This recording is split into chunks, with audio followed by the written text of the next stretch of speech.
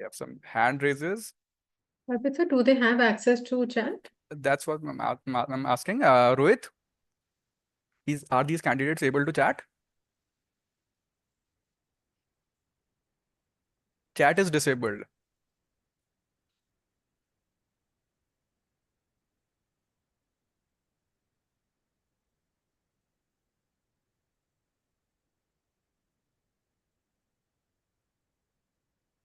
We are working on it, ma'am. We are providing the chat options.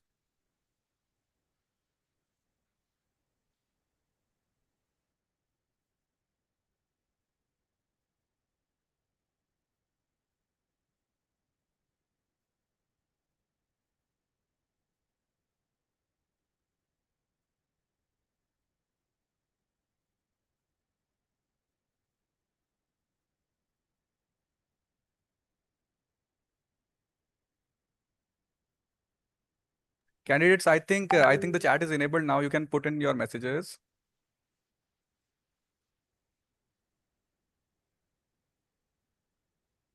Yes, thank you for wonderful replies. Okay, now please, I would request you again. Please let us know where you are joining us from. From where you are joining us, and what are your aspirations? Why you think that LPU is a good choice for you for your for taking your career to the next level?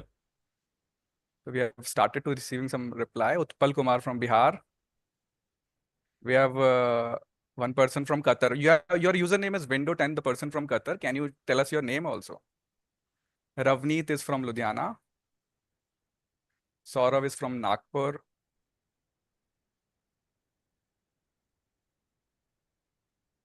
We have people from Ludhiana, Nagpur, Qatar, Gujarat. Shrishti Sharma is from Punjab. We have people from... has joined. Good morning, sir. Good morning, Laviraj sir. Am I audible to you?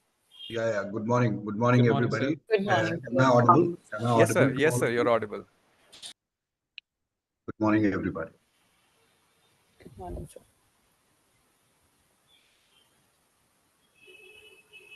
We have people from all around the country, and even we have people from Toronto, Qatar. Right. Wonderful, wonderful. I love that enthusiasm you people are bringing to the chat box. Amazed to see the enthusiasm and the diversity you people have brought, not only to this event, but also to LPU Online.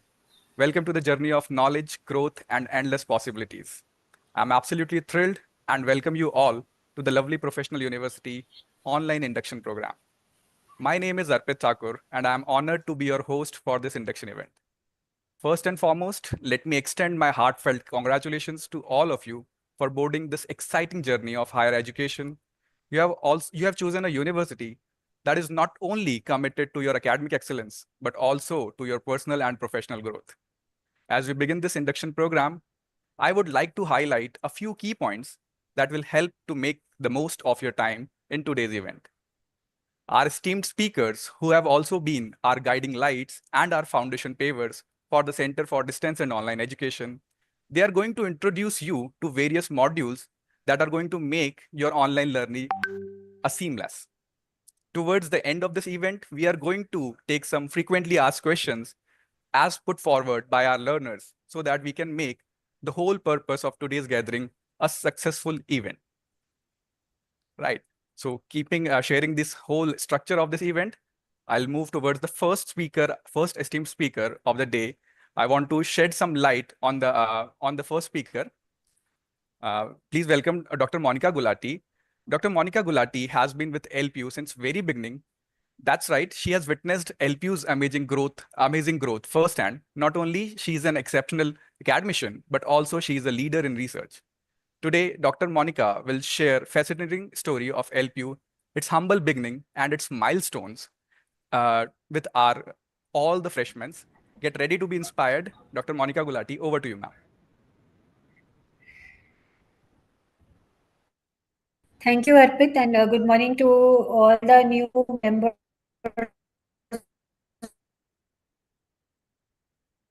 of the family who have joined the ODL mode of take you through the journey as Arpit has already explained to you.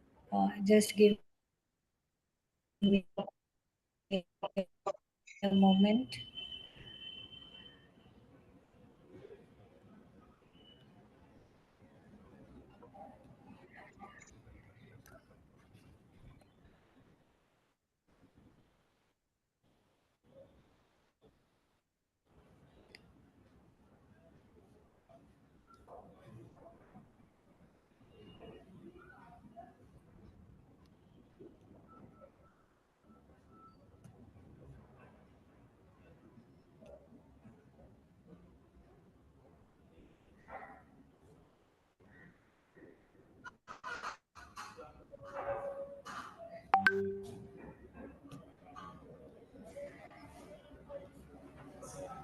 I hope the PPT is visible.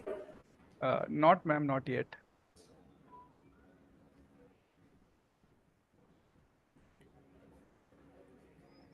Is the PPT visible? Can somebody No, ma'am, your screen is not shared yet. get? Just a moment. Give me a moment. Sure, sure.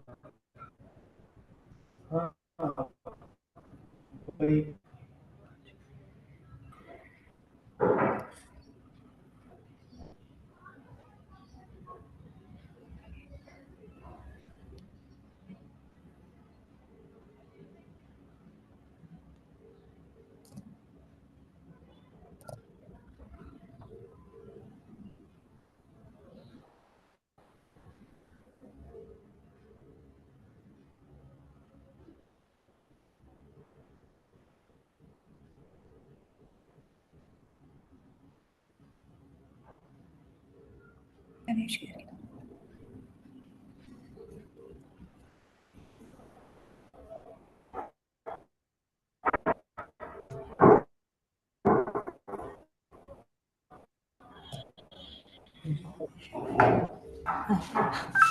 It is being shared now, ma'am. It is being shared. Yes, Just give me a moment. sure. Is it all right now? Yes, ma'am, it is fine. You're on the second slide right now. I'm on the first slide right now. This is the second one. So, can you see the first slide? Welcome LPU online No, ma'am, students. it's October. a vision slide which is available on the screen. Is it changing? No, ma'am.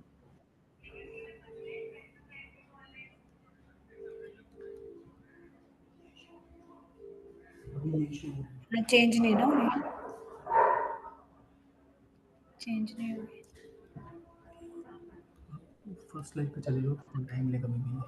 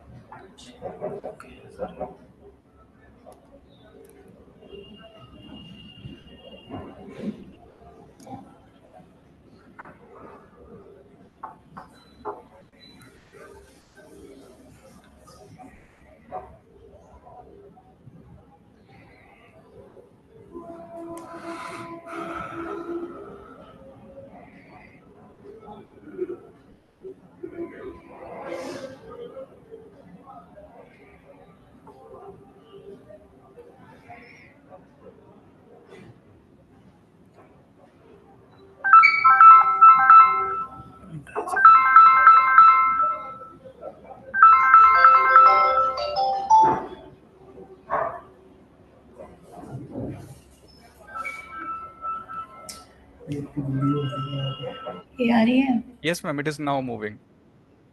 So, okay, I think I'll not go to the slideshow mode. We'll continue in this mode only. Right. If this works, is that all right? Perfectly fine. Fine. Yeah. So, again, I would like to welcome all the new members of the family and coming straight to the vision and mission part now.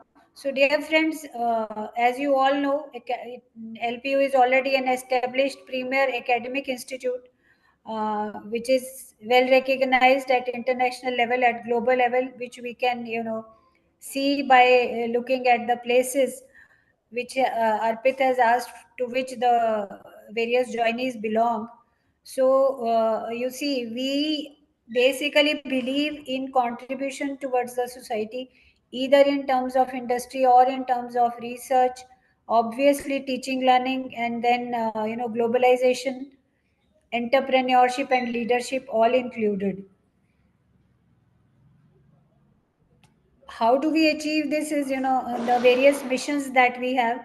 Academic rigor, you will see, is exceptional at LPU, and we carry this reputation also that academic rigor is very high. Everywhere you will see practical orientation. Even when you are being taught in the ODL mode, you'll see that every teaching will be based on the case studies, and we'll be giving you the practical experiences also as far as possible. Then we focus a lot on the industry inputs are given to the students, so industry academia collaboration is very, very strong. As far as the research is concerned, we are focusing on all kinds of problems which are affecting the society, whether it is at the local level, inside, at the regional level, or national level, and even at global level. You would see many of the students and faculty members have done research on various kinds of agricultural inputs which would be required globally, on pollution fighting, on security measures using AI and ML and everything.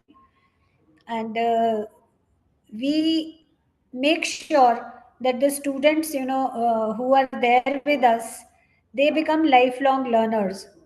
They have that proactive spirit inside them, that innovative spirit, that proactive spirit, wherein they will not just be very strong members of the society, very giving members of the society. They will be having the analytical and the leadership skills to survive, rather I would say thrive, in any kind of circumstances. So this would not be possible without inculcating the core values, which of course the first one includes the uh, pursuit for excellence, which is again based on a lot of collaboration amongst all sections of the society, with industry, with international counterparts, and so on. And of course, with the innovative spirit. And then we allow the students to share their own thoughts. It is always a two-way kind of interaction. So freedom of thought and expression is encouraged amongst all the learners. Obviously these days, looking at the world scenario, integrity and ethics, that is currently being considered as the topmost virtue in any of the candidates who are going for any kind of jobs and placements. So that is an integral part of all the studies. As you might have seen already, people from all uh, areas of India, from even from the world, are there. So a lot of diversity you will see in the campus, amongst the students, amongst the faculty, amongst the staff, and everywhere. And then we hold ourselves as well as the learners accountable for their actions and results. So wherever there is an empowerment, there is an accountability also. So this is our leadership. As you can see, Dr. Ashok Mittal, he is our founder chancellor, and he happens to be the member of parliament Monica of ma'am, Rajya Sabha, I'm sorry to interrupt ma'am. and आपका our vice chancellor. I'm sorry to interrupt ma'am. वो slide अभी आप core values वाली slide पे हैं. So Yeah. probably it is slow. Yes, I think. Now it's fine, ma'am. Now it's fine. So Yes, I'll yes. go a little slow. Right, So as you can see on the screen, we have Dr. Ashok Mittal, who is our founder and a member of the parliament, as I already explained. And our vice chancellor is Colonel Dr. Rashmi Mittal. And it is their leadership and their hard work which has brought the university to this stage. Regarding our roots and regarding our journey, we were established in 2005 as the university. Earlier to that, we were working as an institution. And in 2006, we got the approval from the recognition from the UGC. And then we started, open and distance learning programs. with the recognition of UGC 2 years after the establishment of the university. In 2010, we became a member, I would not say a member, a very active member of AIU. Then, accreditation journey started. So you can see right from 2014, you can see the accreditation ranks are going up and up. So I will not take much time in this, as I hope you can Recording in see. progress. And you can see that from right from 2014 to 2024, one thing which is exceptional is in 2009 we were the first and the only private university to host during the conduct of the Indian Science Congress, and we were the first private university to host Indian Science Congress in North. And after that, you can see, the journey of rising of the accreditation ranks. In 2021, 13 students of LPU represented India. 13 students from us, from LPU, your seniors, they represented India in Tokyo. Then in 2021, we launched the UGC entitled LPU online programs. Again, the ranks rose. So till 24, you can see the ranks going higher and higher.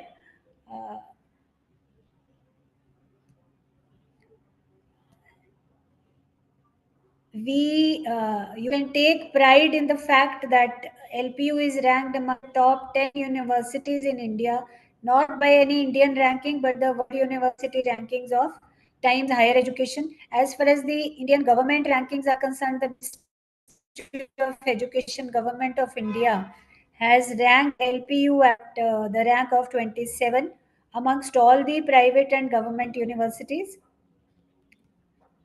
These are the various approvals and recognitions that we have. You can see, so for all the courses which do require any kind of approvals from the statutory bodies, you name them and we have them, all of them.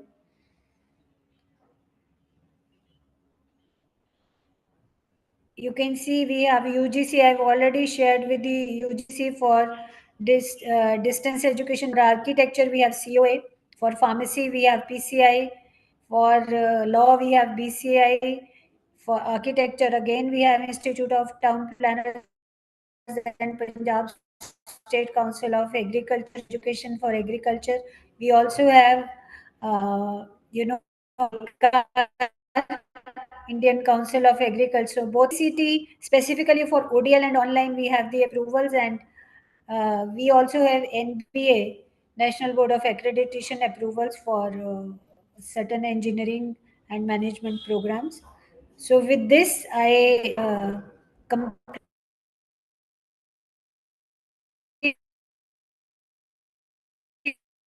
the introduction. Any questions if there are? Right, Monica ma'am. We'll take the questions of all the candidates at the end of the session towards the question answer session.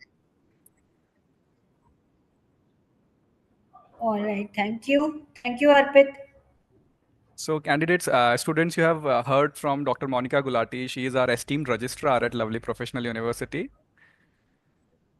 A huge thank you, ma'am, for sharing your inspiring story of LPU's journey. I sense that our learners are already feeling a tremendous sense of pride and excitement about being the part of this esteemed institution, ma'am. Okay, with these words, I would like to invite Dr. Laviraj Gupta, Pro Vice Chancellor of Lovely Professional University. He is a leading light in education. Dr. Laviraj sir's research focus on innovative use of technology that have earned him international recognitions, from robotics and AI to collaborations with Stanford and Russian Federation. His expertise spans a vast landscapes. Buckle up as Sir will paint an overview of online learning, including its key features, present scenarios, and future perspective. Over to you, sir. Thank you, Arpit. Am I audible? Loud Yes, and sir. clear? Yes, sir. All right. Good morning, everybody. Good morning, team ODL, under the aegis of Gini Najwan, and all the members of ODM. Thank you, sir. Good morning, sir. To begin with, actually, I was going through the chats and I was amazed. I was aghast to see people joining from not just simply various parts of the country belonging to West Bengal, to Hyderabad, to Telangana, to Kanyakumari, to Gujarat, to Maharashtra, and where not, Ambalas and Delhis, but also from abroad. I saw entries or people saying hello from Toronto as well. Now, this is what I call power of online education. This is the reach of knowledge in the vastest and the deepest corners of the world. Let me ensure each one of you who have joined the LPU's online program.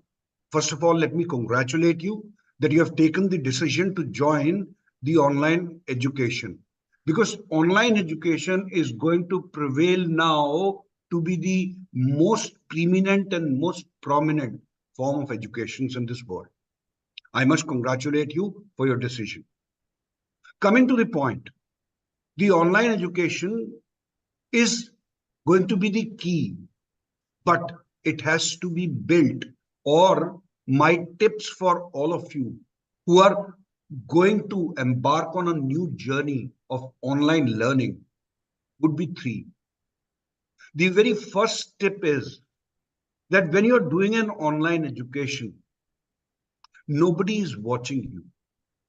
Nobody is proctoring you. Nobody is seeing that how well you are receiving the videos, to what depth you are reading the content. It becomes your prerogative. It becomes your imperative. And it becomes your responsibility that each and every frame you watch should have that deeper and truthful involvement.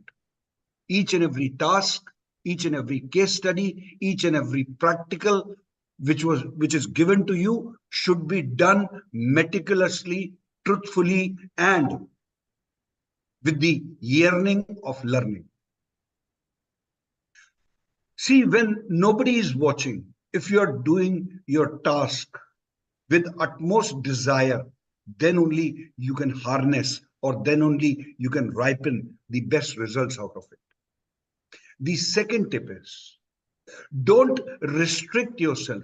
Don't limit yourself to the content and the documents or the notes provided to you.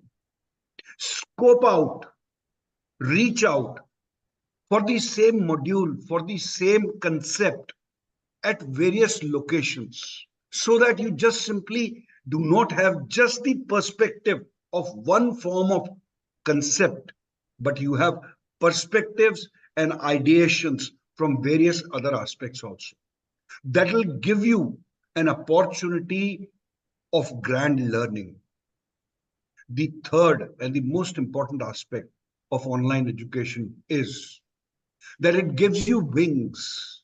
It really, really gives you opportunities and ways of learning at ease, learning on your own styles. I will give you an example that if you're sitting physically in a lecture, there'll be no rewind mode. Here in online education, you always have a rewind mode so that you can revise, recoup, and re-understand the concepts. My point here is, truthfully view and read, meticulously scope out and reach out to other aspects also. And third most important thing, create your clock, that this particular time is dedicated for my online learning, so that you are not distracted by anything else. I always profess that this generation is the generation, or rather this era is the era of visual content. Because as you are engaged in reels, as you are so much engaged in any kind of web-oriented information which is available to you, use that. Use that capacities and use that capabilities. Use that habitual forms of learning, not simply sitting inside a classroom, but opening up to the entire world. I ensure all of you that all the content which you are going to see, which you are going to watch, has been very meticulously created by experts, and to an extent they have been vetted, they have been checked, they have been even micro level vetting of these contents has happened. Have faith that what content you are seeing is one of the best contents in the world. But then, if the content is of world's best quality, your participation, your indulgence, and your responsibility to look to that content, to read each and every word with desire is required. I was going through the aspirations. In one of the aspirations, somebody wrote in the chat that I'm jobless. Hopefully, LPU's online program would make me employable. Remove this word hopefully. I can ensure that you'll be made absolutely employable. You'll be standing out in the crowd. But then I will once again repeat that your participation, your indulgence, truthfully, is required and desired. Rest all, leave it to us. Leave it to the team of ODL. We will leave no stone unturned to reach out to you and to let your aspirations become reality. I ensure you that. And with these words, I once again welcome you to the LPU family, where it is not just simply the statement or a metaphor transforming education and transforming India that is imbibed in our DNA. We are all geared up to transform education. With learners like you, we surely have done transformation, and we surely are going to transform education and thus transforming our country. I wish you all the very best. Good luck. Study hard, read hard, watch hard, and we'll make your journey easy and will let you reach to your goals. I wish you all the very best. Good luck and Godspeed. Thank you. Thank you, sir. Thank you, sir. Thank you so much. Journeying for learning. Laviraj sir's golden words. I'm sure this energy has been transmitted to all the students, and they are going to follow your guidance with every letter and word, sir.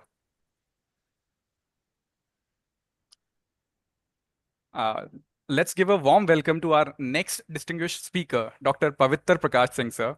Dr. Singh is the director of our Center for Distance and Online Education. He is here today to shed some light on the important UGC regulations that directly impact you as a student. Dr. Singh's insight will ensure you are fully informed about your rights and academic journey. Over to you, sir. Thank you, Arpit. Good morning, Laviraj sir. Nice seeing you again, sir. Virtual meeting always keeps us busy for that. Hi, Ginny ma'am. How are you, ma'am?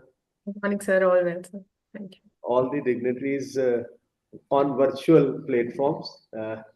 Hi to all, and to my fellow colleagues also. A very warm thanks for inviting me over here, and a warm welcome to all my students of this batch, October batch. Can someone share what's the day celebration? Always there are days. What is today's day special for? Can someone share, any of the student, because you are online? Today is a very special day. So, and let me see, Guru Nai. One of the student or anyone, why today is very famous, or why today is very particular? No, it's not World Philosophy Day. Today is first class of the day. Very good. And it's a lunar day. Okay, does celebrate convocation? Yes, we all. National Day for your parents? No. Okay, National Day back to your parents Day? No. National Child Day? No. Okay, I'll share. Today is World Hello Day. HELLO. Somebody just wrote. Ajay, you wrote it. No, some Saurabh Kumar student has written World. No. World Hello Day. World Hello Yeah, Saurabh Kumar. So Saurabh, you are very right. World Hello Day. And in the morning, when I was coming to the university and I was thinking how to celebrate it. Then I am a big fan of Salman Khan. So I recall his movie that you do, if someone does a good to you, you must do good to three persons and tell them that they must do a good to three persons. So when I was coming and I was assuming and I was thinking how to celebrate. So we did one thing over here today, that we will go and personally greet 10 people and request them to greet further 10 people. And let's see how this World Hello Day celebrates at LPU. And virtually we may say hello to each other, because I have seen many informal groups also being made over here. So a warm hello day to all of you. And I have been given a very technical task of telling you that our degrees are no less than the regular degree. I don't need to prove it, because in 2022, on August,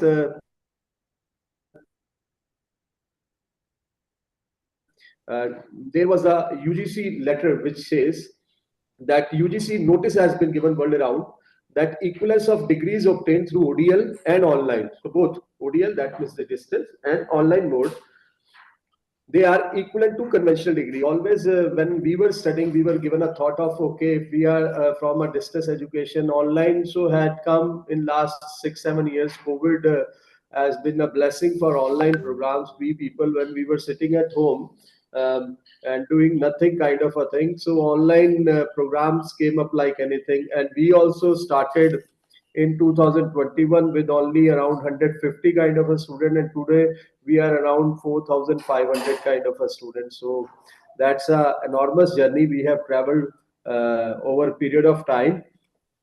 Our degrees are 100% equivalent to the regular degrees. So no kind of a notion that in the earlier times the degrees of distance education online were considered less than regular. You are equally qualified to be in government job, to be anything.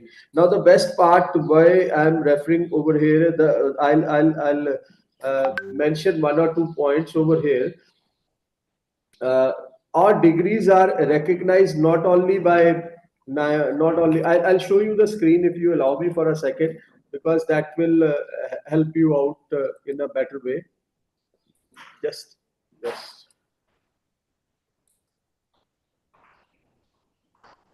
is my screen? No. Entire screen. Just.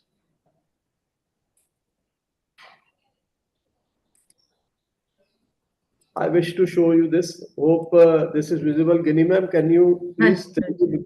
Yeah. Now we are recognized by UGC, and definitely our technical programs are recognized by All India Council for Technical Education, who is the governing body for all the technical educations in India. MBA and MCA, the master's programs are recognized by AICT, even if we are distance education and online. Now the third part is very important.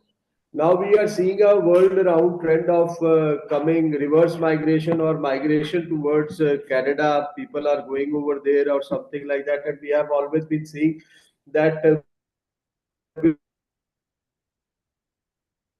will our credits be considered over there, will our degree. So World Education Services is a duly recognized, the degree by LPU is duly recognized by World Education Services for recognized studies in Canada and USA. This is one of the most important part. Definitely for the Indians who wish to aspire for better careers outside.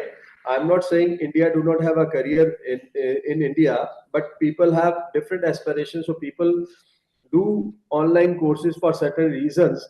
And when I was talking about, when I was glancing through what are the different reasons why people opt for online learning. So you may give answer of one or two, but I could find out at least 20 better answers. Better time management, self-paced learning, accessibility, career, self-discipline, self-motivation, flexibility, blended learning, technical skills, convenience, cost, lower cost, broaden perspective.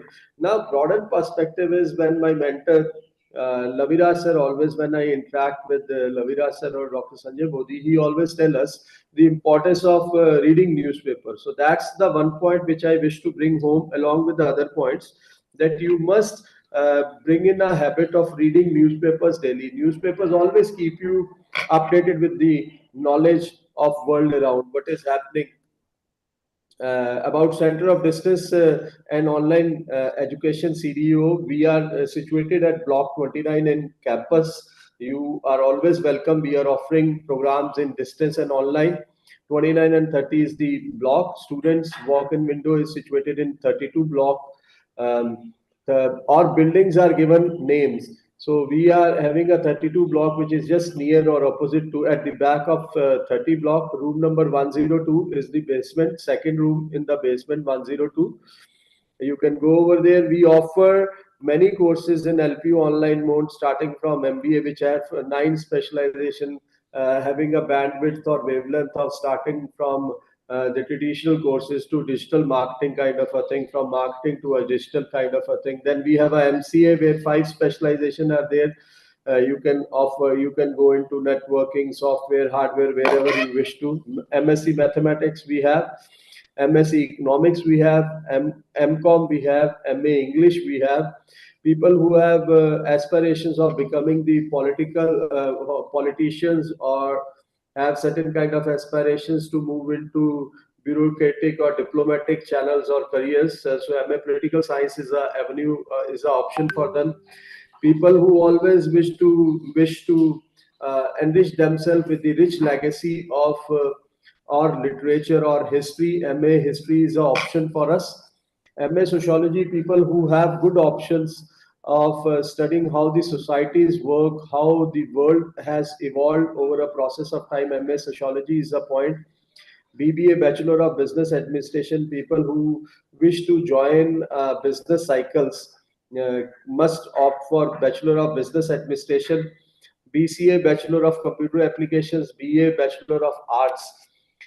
We have got few key faculty members who will always be helping us out at different times in different courses. Alok Misra sir is there in computer application. Isha Garg ma'am takes care of mathematics. Jaspreet ma'am helping us out in political science. Damini helping us out in sociology. Asim Khanna, computer science, computer applications. Taranji, Asim Khanna sir के बारे में एक और बता दूं, the Indians who can understand, he brings very good kachoris also over here. So he lived nearby a famous sweet shop which gives good kachoris. So I remember Asim sir, kindly invite us on another party. Tarandeep Corman takes care of IT. Mohammad Ashraf Dar Saab are very intellectual person from history. Shubhangi ma'am takes care of finance. Dr. Neelam takes care of Hindi. Arpit ji, who is helping us out in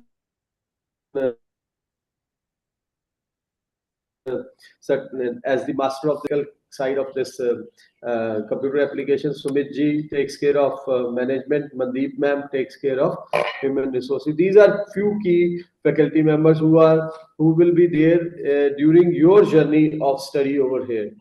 With this, I give you one piece of advice: do not leave the site of newspaper. Always keep on reading newspaper. It will give you better insights, and your degree is equally valid as the regular degree. You are equally eligible to join any kind of a government job or any job, along with your degrees being recognized world around for equivalence in different things.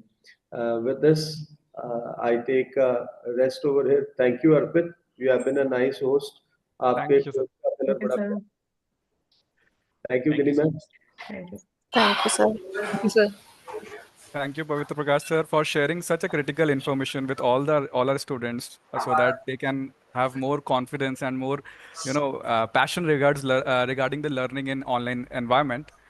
I'm sure with your witty sense of humor also, they have enjoyed this session more.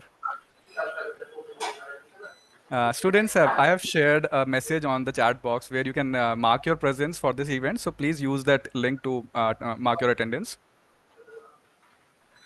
So let me take you all towards the next module of our ongoing session and charge yourself, everybody, as it is one of the most essential element of the freshman induction ceremony. Inviting our next dignitary for today, who has been serving this university now over 2 decades. Her vision and insights have made LPU distance and online education system the best it could be. She is the backbone behind the Center for Distance and Online Education. I would like to invite, of course, with virtual round of claps for our eminent speaker, Ms. Ginni Nijavan, the head of Wing Center for Distance and Online Education. Over to you, ma'am. Thank you, Arpitsa, for such a nice introduction, and I'm grateful to you. Can I have a bit of camera switched off, because I think that affects the Sure, ma'am. camera, the video quality. Yeah. Okay, a very warm welcome to all the learners of LPU Online who have joined us from various parts of the country, various parts of the globe. I feel very charged on this day because this is the only occasion where I kind of get connected and feel the presence of everyone. I get my energy from all the students. I just want to tell you a little bit about how we started distance education back in 2007. We wanted to take quality education, university education to the masses at very affordable prices. And that was the endeavor of Honorable Chancellor Sir, who has guided us through and through all these years to bring education with quality to the masses at affordable prices so that everybody has access to education. In 2021, we started online mode because we were restricted by the UGC to offer distance education only in a certain geographical area. And we found this as an opportunity to reach out to more and more people, and the country needs this kind of reach through higher educational institutions. Sadly, the gross enrollment ratio of higher education in India is only about 27%, which means that in the age of 18 to 23, there are only 27 out of 100 students or learners, prospective learners, who go for higher education and the rest don't. And the government has very rightly identified that the only way to increase the higher education gross enrollment ratio is through distance education and online education. With that, they launched online education in 2018. It picked up in 2021. And this era is seeing the best of universities offering the best of education through online mode. So if you have chosen LPU Online, I want to thank you for your choice because you had the best of universities offering, LPU being one of them. We are NAC A++ and NIRF top ranked institution, and we are category 1 HEI also, which means that we are entitled to a lot of things. Offering LPU distance and online education is one of them. I have been told as a part of this meeting today that I have to speak on 4 aspects.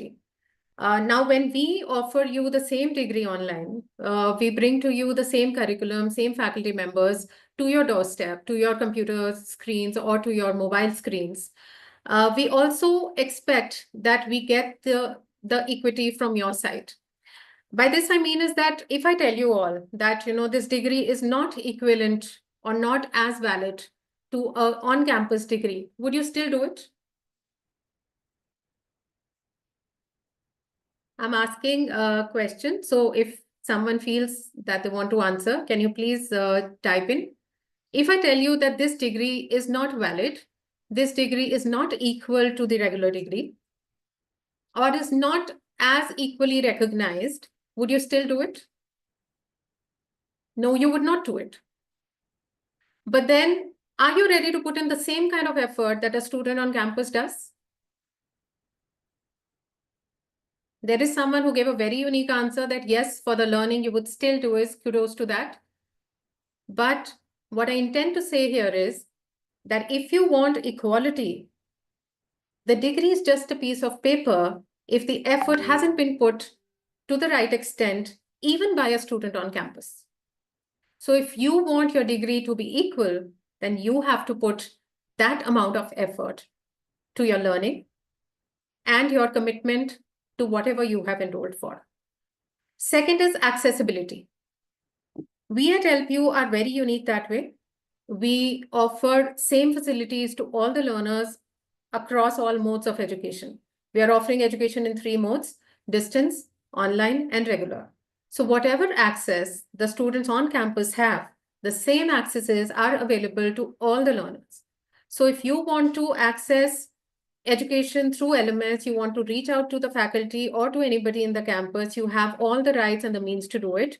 However, we take a step ahead and we say that if you want to come to the campus, experience campus life, make use of infrastructure at the university, the labs, the classrooms, even attend lecture with regular students, you are most welcome to do that. You want to use the sports facility or the innovation center, the centers of excellences in the university, anything and everything that belongs to an regular student belongs equally to you. The library, anything on campus is your equal right.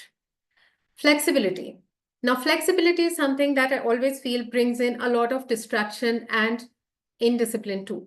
So when you are sitting at home and you are taking in lectures or you're appearing for examination or you're submitting your assignment, we are giving you a lot of flexibility. We are even telling you to design your own date sheet. You are empowered to take your decision when you want to appear for which exam. But if we are giving you the flexibility, we also expect from you a certain amount of discipline and commitment while we are not watching you. There are ways in which we monitor during examination, that is through the AI tools available. The examinations are proctored. However, there is only a certain extent to which technology can empower us. It is an enabler, but the sense of integrity and the sense of righteousness has to be in each one of us. We give you flexibility, but it is not to be misused. And we expect a great deal of discipline even when you are studying. There's no point putting cameras off and whiling away the time. The lectures are conducted for your betterment, for your information, for your learning. So please use this flexibility to your benefit and not to while away the time. Because a lot of times, what we get to know from our teachers, the feedback from online teachers is that they don't feel stimulated during classrooms because the students are not as engaging as they want them to be. Like I said, we get our energies from each other. If you are interacting with me, I'll definitely feel much better. So your teachers deserve that kind of applause or that kind of response from your side, which makes the learning even better.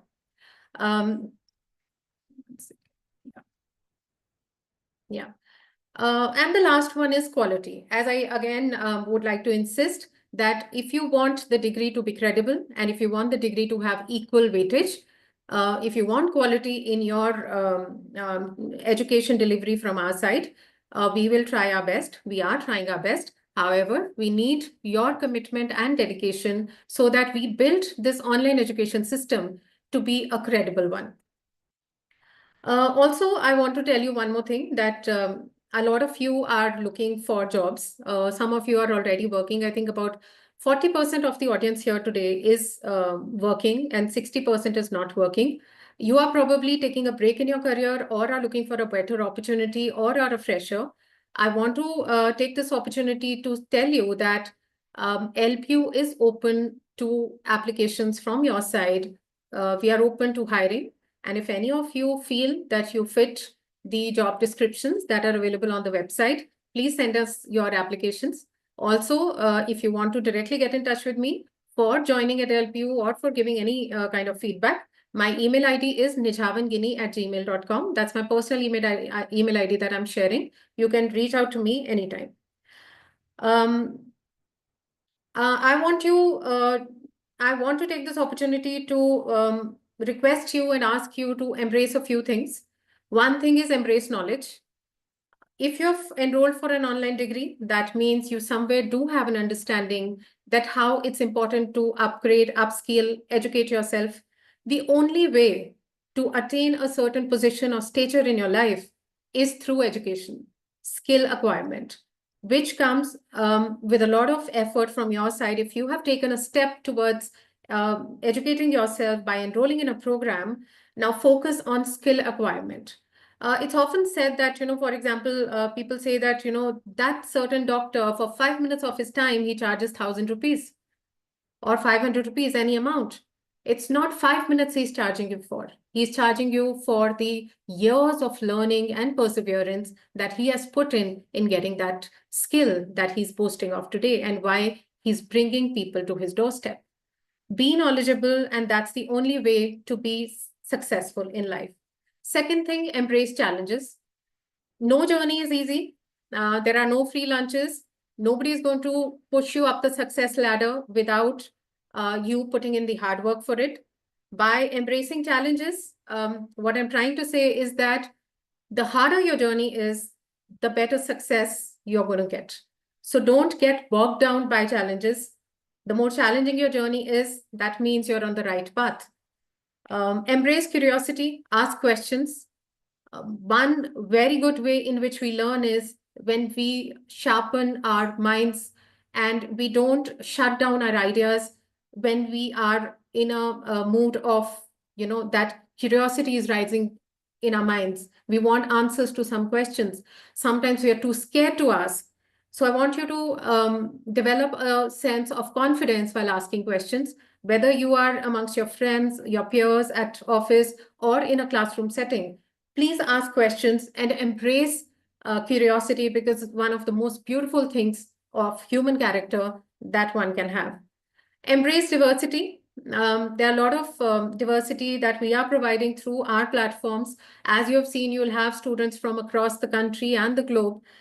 Diversity is one way in which you can develop perspectives, see things which are not directly visible to you. One good thing of joining an online program of an eminent institution is that you are not in a local space where you'll have people similar to you.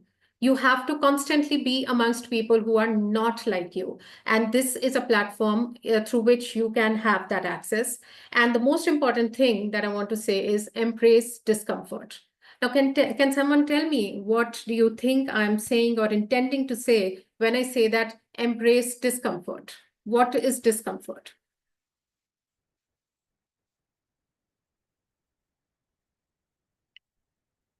What do I mean when I say embrace discomfort?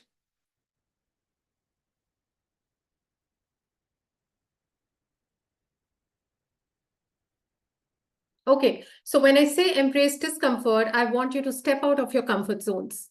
Comfort zone is the most harmful thing, according to me. I think the moment you find yourself in a comfortable space, believe me, it's time to exit that space.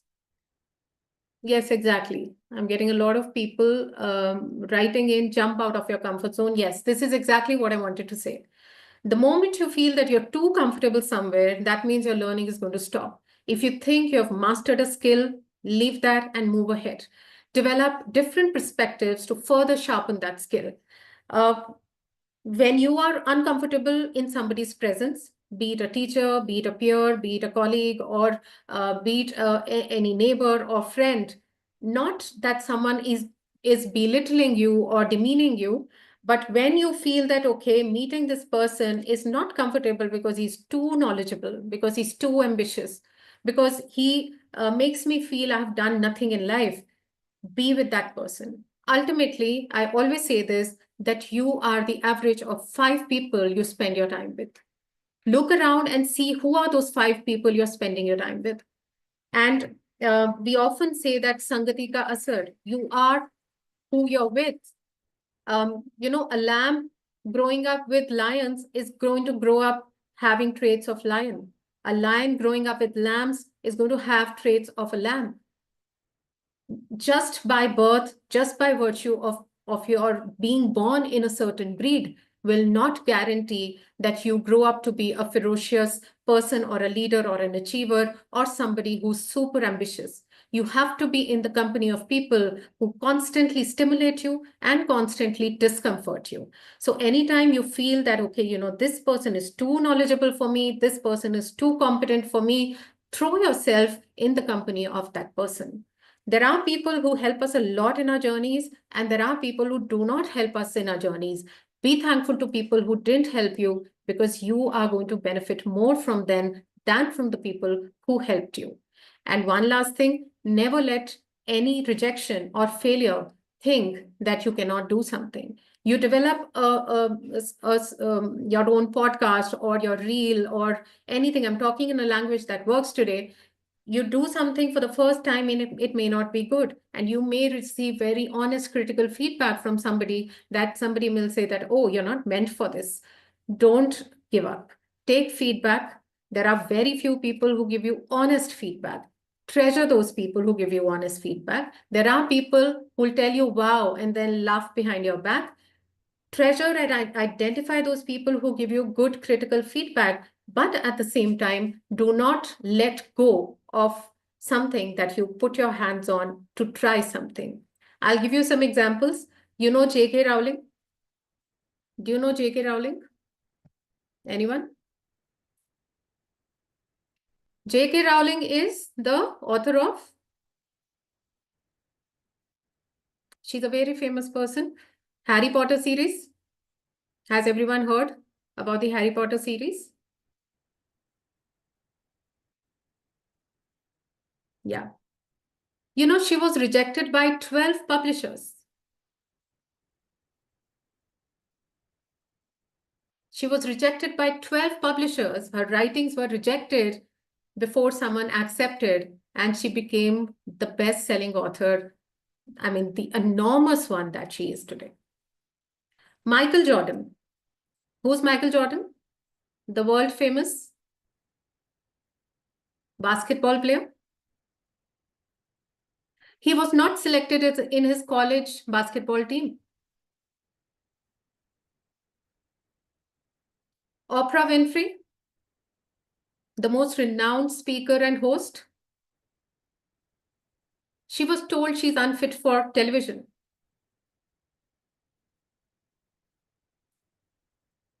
Walt Disney, he was told he's not creative enough. Einstein, we all know, was told that he's very slow. If all these people had given up based on rejections, we wouldn't have such names today in the world. I won't be mentioning these eminent personalities' names today. Amitabh Bachchan, yes, someone mentioned. Amitabh Bachchan was told that his voice is too unfit for radio. A lot of us experience such things in our daily lives. A lot of us go through these things when somebody, one person tells that you're not good enough, and we believe it. But yes, nothing is easy. If you're not good enough, try again and again and again. Your first podcast is not going to be the best one. The first time I spoke on stage, I wanted to run away from there. Even today, when I'm told to speak in public, I freak out. But do I not speak? I still go ahead and speak. The best way to overcome your fear is to face it. I get uncomfortable in social gatherings. I'm an introvert. I don't like going to certain places. I still go. There are days when I don't feel like showing up, I still show up. There are people who laughed when I told them that I want to do poetry or write a book. They're still laughing, but I'm on my job. I'm writing. So you will feel such experiences everywhere, but don't let them bog you down. Success is just a measure of how much you did versus how much you could have done. It is nothing else. Also, I want to tell you, nothing is easy. Success is not easy, and success is not equivalent to hard work either. Just because you work hard does not mean you will succeed. But without hard work, you cannot succeed. Hard work plus smart work plus networking plus collaboration plus staying amongst people who stimulate you every day, putting yourself in the discomfort zone Don't look for comforts. Don't look for people who tell you that, oh, you're the best. Don't look for people who are your constant cheerleaders. And encourage criticism. Encourage and endorse and embrace criticism when someone tells you that, we are here to give you good feedback. And it depends on your attitude whether this other person is going to continue to give you that feedback or not. So with this, I wish you all the best. I'm very, very elated to see all of you here. There are about, I don't want to mention the number, but there are thousands of learners who have enrolled in our online education program, but only 200 something are here today. If this is the kind of participation that we are going to get from your side, how are we going to get our energies? I don't know. There are people, thousands of them, who have not chosen to attend today, whatsoever their reasons may be. But I'm telling, at least through you, be participative in the classrooms. Let your teachers and your educators get their energies from you. Let us create an environment which benefits both. When you ask a question, it's twice blessed. When you raise a voice, it's twice blessed. It blesses you, it blesses the person you're asking. When you are vocal about things, it makes a difference not only to your community, to your institution, but to the country. I want all Indians to be the kind who do not fear asking questions, who do not fear saying something if they feel it's important. Not just to make noise, not just to disrupt a certain setting, but to say what they feel like. Most of the times we remain silent because we think that our question may be stupid, our question may be immature, or maybe only I have this question. Trust me, 90% of the time, 90% of the people have the same question, but people do not have the courage to stand up and ask or say. Say it in a dignified tone, but say. Please carry all these things to the classroom when you go, when you are interacting with your teachers, with your peers. Learn from collaborative efforts, learn from networking, have your LinkedIn profiles. You do not maybe not have an Instagram profile, but have a LinkedIn profile, build your resumes. If you don't have a resume or you have a resume which is not updated recently, make an effort to spend on that. And when you put your talent on paper, you'll actually see that, is it good enough? Is it good enough for me to apply for a job? Will the employer get energy from this, looking at my resume that, oh, I want to hire this person? Constantly update yourself, upskill yourself, and keep your eyes and ears open. There are a lot of opportunities in the world today. It's a very good time to be an educator, to be in education today as a learner, because there are no boundaries. You are not restricted to a certain textbook. You have the world of resources and information right in your hands, on your screen, or in the mobile phone that you have.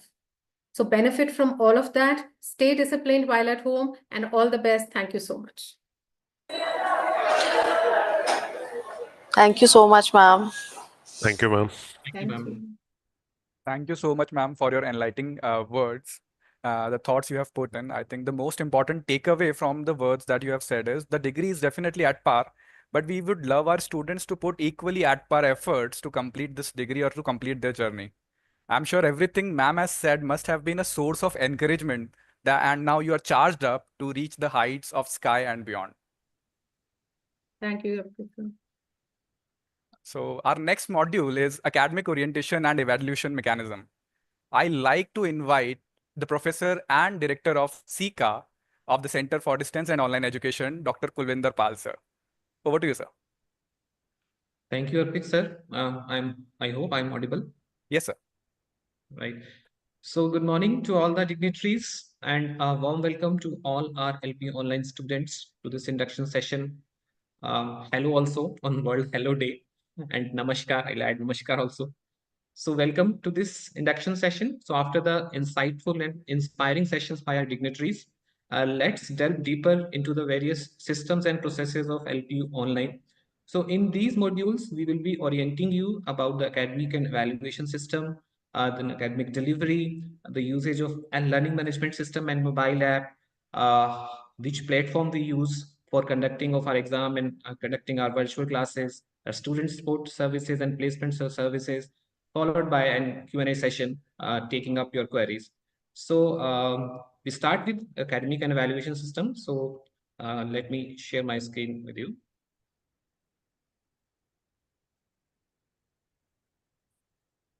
I'm not getting the option to share screen. Can you please check?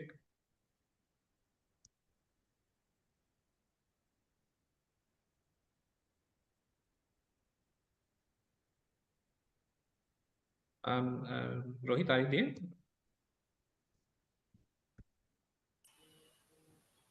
So let me check with Rohit. Give me a second. Right. So let's continue till time this problem is resolved. So in this orientation session, we will be orienting you about the academic and evaluation system, which we are following for the conduct of our LPU online programs. One important aspect of academic and evaluation system is the curriculum. So we will put some light on the curricular aspects of your study programs. Then we will further elaborate how academic delivery happens in LPU online mode, followed by the academic resources which you can use for the study purpose. Then we will also discuss about the learning management system, what are the various provisions and facilities which are available in LMS. I hope by now most of you have got your credentials, LMS credentials. Just give me a moment.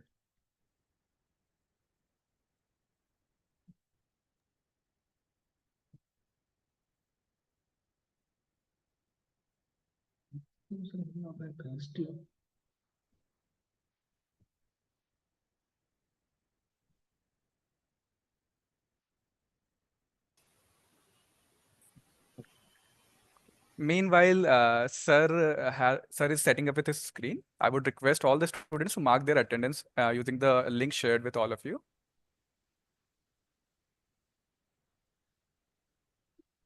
Sir, your screen is visible now. Just a moment. Sure. Right, let me switch on my video. Right.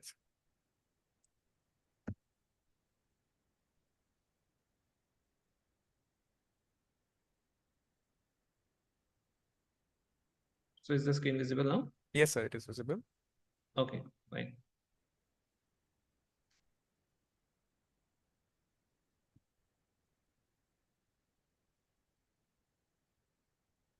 Please let me know if it is in the screen share mode.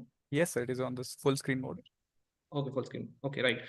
So in this particular session, I will be orienting you about the academic calendar and important dates. Then we will discuss something about program structure and scheme, which is available in our program guide.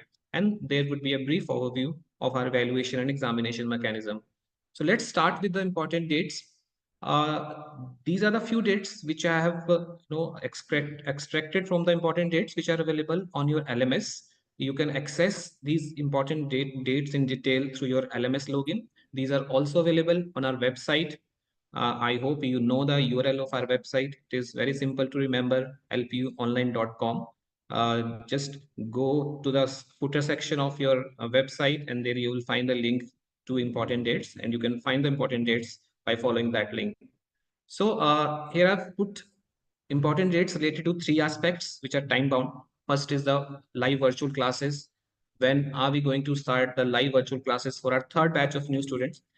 As some of you have already enrolled in previous few months, so their live classes we have already conducted or we have started conducting. But for the final batch of students of October 2024 session, the last batch would start from 30th November 2024. We conduct our live virtual classes on Saturdays and Sundays. So these classes would continue till 16th Feb 2025. So these would provide you opportunity to interact live with the faculty members and interact with the peers. Another important academic aspect is your assignments, based on which your continuous assessment is conducted.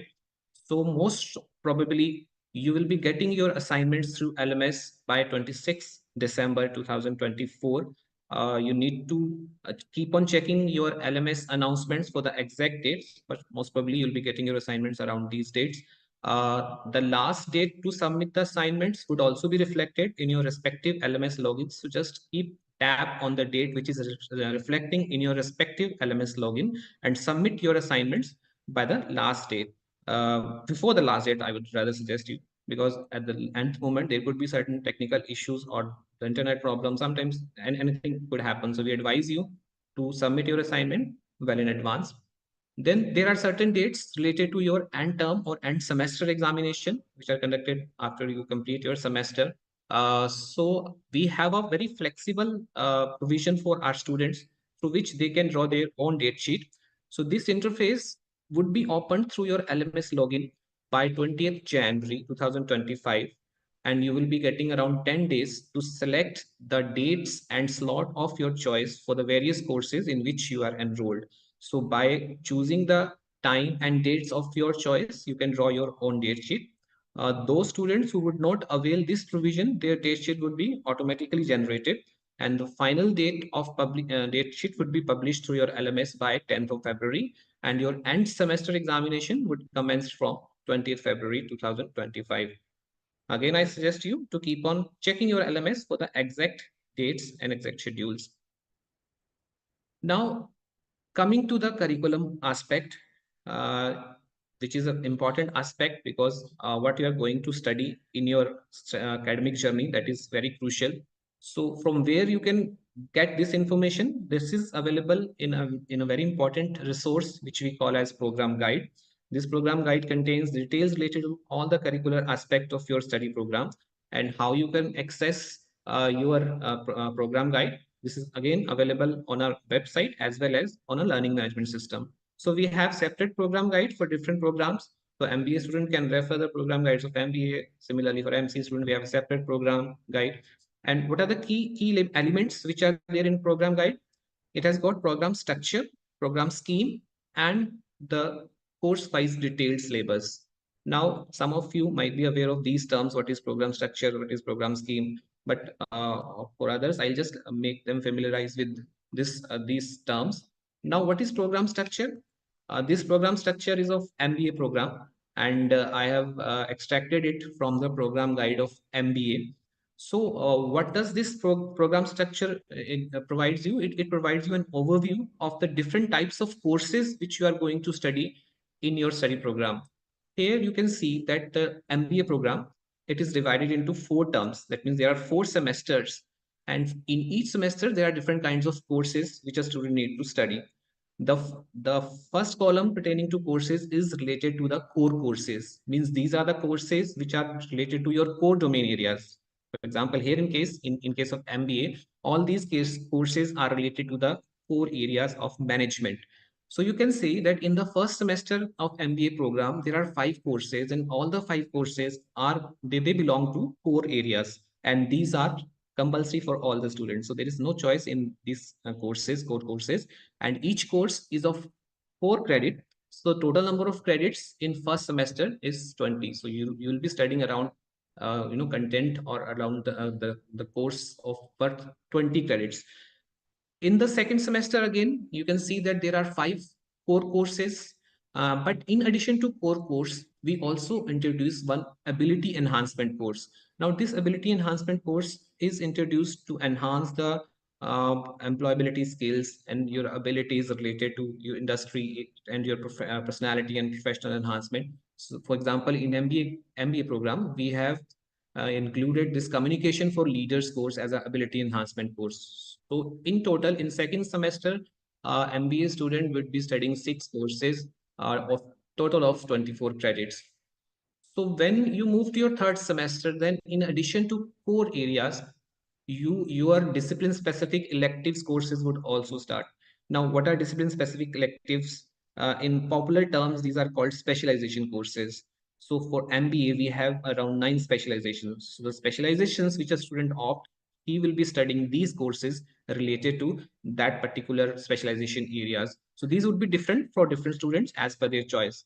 So you can see that in third semester, there is a discipline specific course subject, one course subject, and then there is a seminar on summer training. But those students who do not want to opt for this seminar on summer training, they have an option to opt for one theory course. And in addition to this, there are 3 specialization related courses, and another type of course is introduced in third term, which is called as general elective course. Now, what are general elective courses? These courses are not related to your core areas. These are also not related to your specialization areas. These are include for introducing an interdisciplinary approach in your curriculum. So these are some of the core subjects other than your core areas in which you can explore your understanding and knowledge by opting for these general elective areas. And this is as per the national education policy. So here you can see that our MBA students they have the option to choose any one course, any one area, whether they can choose a course from English or political science or sociology as a general elective. So you can see in the third semester, there are courses worth 30 credit, including different kinds of courses. And again, in the last course, there is a capstone project, which is compulsory for all the MBA students.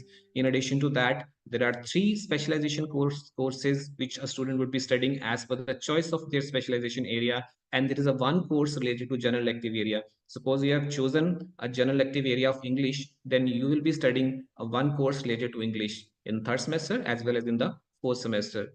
So you can see in the program structure, you will also find the breakage of credits as per the nature of course. So out of 102 credits which are assigned to MBA program, the 54 credits worth of courses belong to core areas, and 36 credits, they are related to their specializations area as per the option which a student would be availing while deciding about their specializations. There is a 1 course of 4 credit which is related to their ability enhancement, and there are 2 courses, total of 8 credits, which is based on the general electives.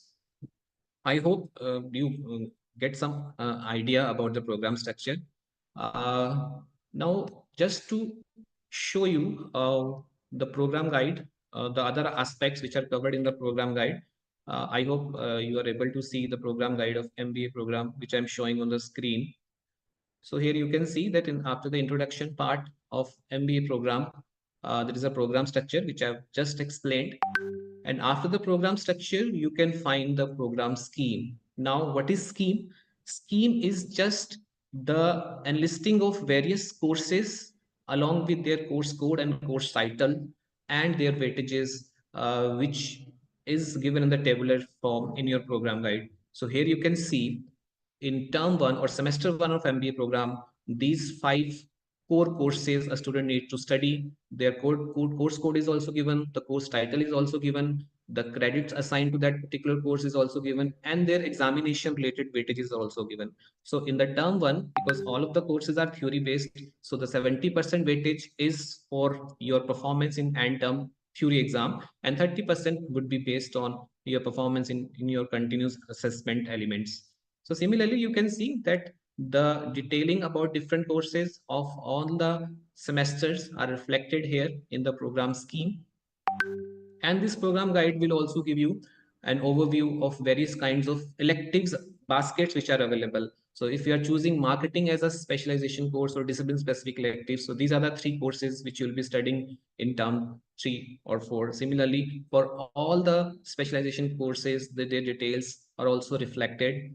And in the end of this program scheme, you can find the basket related to general electives. What are the general electives which are available for you to choose? So if you're choosing professional enhancement as your general elective pass area, then you will be studying analytical skills 1 in term 3 and analytical skills 2 in term 4. So on, you can get yourself aware about various general electives courses available in your curriculum. So after this, the details of curriculum for each course is given in the program guide. So this will give you an idea of what you are going to study in each particular course of your study program. So this is about program structure, curricular aspects which are there in the program guide. Now let's come to the evaluation system. Now, the valuation for each type of course would depend on the nature of the course. If you have only theory only course in your in any of the semester, then your 70% marks or 70% assessment would be based on your performance in end term exam, and 30% is attributed to your continuous assessment. This continuous assessment is again divided into your performance in assignments and your academic participation and engagement.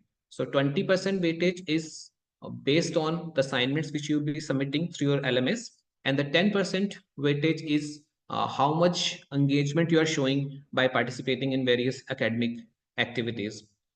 There are few courses which are dissertation and capstone project based. So here you will be having one end term project examination. So 70% weightage is for that element, and the 30% is again for your CA. Some of the courses might have two elements, theory as well as practical elements. So for those particular courses, you will be having two end term exam, end term theory as well as end term practical exam. So your performance in end term theory exam would constitute 40% of your assessment, and your performance in end term practical exam would constitute 30%, and remaining 30 is for the continuous assessment. Certain courses like term paper, community development project, field project, seminar on summer training, the entire weightage is for your end term project exam, which will be based on the project you will be undertaking and submitting the report and its presentation and viva. So now, how the end-term exams are conducted? These are conducted through our online platform, which is embedded in your LMS, which is called My Class platform. In upcoming sessions, you will be oriented about the usage of that particular platform also. So these are online proctored exams. So you will be monitored online by the set of invigilators from the university, and you have to appear. You can appear from any of the place, any part of the country, as well as any part of the world. Now further going further with respect to continuous assessment and assignment, I've already told that continuous assessment consists of two elements, assignments and academic participation. Now, how many assignments you will be getting, that would depend on the credit weight which is assigned to that particular course. So all the courses which are of 4 credits. So for each such course, you will be getting 2 assignments. You will be submitting 2 assignments. But there are certain specialization related courses where the credit rates are more. Each course is of 6 credits. Then because it is of 6 credit, the content would be more. So obviously you'll be getting more assignment. You'll be getting 3 assignment for each particular course. So now, just taking the example of MBA course. Now, if you are in the first semester of MBA program and you have 5 courses, and each course is of 4 credits. So how many assignments you'll be getting? I hope you can calculate. So 5 courses, each of 4 credit. So 2 assignment per course. So you'll be getting 10 assignments in your first semester, and you need to submit all the 10 before the deadline, which will be reflected in your LMS. Now assignments, they are provided to you through your LMS login, and you have to download the assignments, get its print out. Each assignment is customized to each individual. So make sure that you attempt assignments which is allocated to you only. Your registration number will be mentioned on the top of your assignment along with the questions of the assignments, and there would be a blank space. So you need to write the answers in the blank space in your own handwriting, and then after scanning, you can upload that assignment through CA submission interface as per the given timelines. Now, what is the pattern for assignment? There would be 2 questions in each assignment. Each question would carry 10 marks. So each assignment would be of 20 marks. That another component based on which your continuous assessment is calculated is your academic participation. Now, which are the activities which we considered to calculate your academic participation? How many live virtual classes you are attending? How many recorded lectures you are watching? How many self-assessment quizzes after recorded lectures you are attempting? What is your participation on discussion forum? So at least you should maintain 75% participation in these activities, and based on your participation, you will be getting 10% of weightage in your continuous assessment. Now, what would be the question paper pattern? So your end semester examination, the question paper pattern would consist of a mixture of objective as well as subjective questions. The first section would constitute the objective type questions, and then after that you will be getting some subjective questions. Similarly, we conduct end term practical and project examination also online based on the practical or project report which you will be submitting. The schedule of practical and project exam is also intimated to you through the date sheet in your LMS login, and its detailed guidelines and instructions will be shared with you through your LMS. These are 2 provisions related to examination which you can avail. One is reappear. We wish for your academic success, but since most of you are working professionals or you're having some other commitments or other responsibilities, so there are somehow there are certain chances that you are not able to appear in your end-term exam, or you are not getting passing grade. So you'll be getting E grade in those courses which you are not appearing in, and or in which you are getting failing marks. But you can clear these courses later on by appearing by registering as a app for reappear. So reappear registration opens after the declaration of the results. So you need to keep on checking the announcement for the same, and you need to register for all the pending courses in which you are having E grade by paying an applicable fee, and you can appear in as many times as per the subsequent end term examination based on the maximum duration which is applicable to your program. For example, in MBA program, the minimum duration is 2 years. You can complete your program within 2 years if you clear all the courses within a given time frame. But still, we provide a maximum duration to complete your program, and which is double the minimum duration. So for MBA program, you can clear all your pending courses within a 4 years duration. If you are not satisfied with your marks or grades, you can apply for revaluation. Although our evaluators, they are given very stricter guidelines to evaluate you, very detailed and rigorous guidelines to evaluate you. But still, if you are not satisfied, you can apply for revaluation in any courses by paying an applicable fee. And if you after evaluation, if your marks are increased and you're getting passing grades, then fees refunded also. But you make sure that you avail this provision only if you're very sure that that your marks, you've not got the marks which you deserve. So registration for both these provisions, it happens through LMS and as per the dates which will be announced by the university from time to time. Now, at the end, just give you an overview of the passing criteria. How much marks you need to score to pass a course. So one common yardstick is that you need to get 40% marks overall to pass any course. But the individual component-wise pass percentage is different. If you have a theory-only course, then in end-term exam, you need to score at least 30% marks, but still you have a CA component. So by adding CA marks, your total marks should exceed 40%. It should at least touch 40 or should exceed 40%. If you have a course which have both theory as well as practical element, then you need to score 30% marks in end-term theory as well as in end-term practical exam. But overall, combining with your CA, you should score 40% marks. Same is the case with dissertation or capstone project. And in term paper, community development project, field project, summer training, where everything is dependent on your performance in end term project examination, you need to score at least 40% in that exam. So in addition to this course-wise passing criteria, there is a minimum requirement of maintaining minimum CGPA to complete a program. So CGPA is what? CGPA is a cumulative grade point average, which is calculated based on the formula, which will be shared with you in the examination guidelines. And that would depend on the credit weights as well as, the grade which you'll be getting for each course. And this is this score is out of a 10 point grade. So out of 10, you need to score at least 5 CGPA to complete the program. And how to convert this CGPA into percentage? The conversion factor is 10, because when you'll be applying somewhere, they might ask you about your percentage. So, but we follow the grading system. So if you want to convert your grade into percentage, you need to just multiply your CGPA with 10. Suppose after completing all the courses of all the semesters, your CGPA comes out to be 7, and somebody asks you what is the percentage you have achieved in that particular program. So you can simply tell 7 into 10, 70%. So this is how we calculate the percentage. So this was all about the academic and evaluation system and overview of that.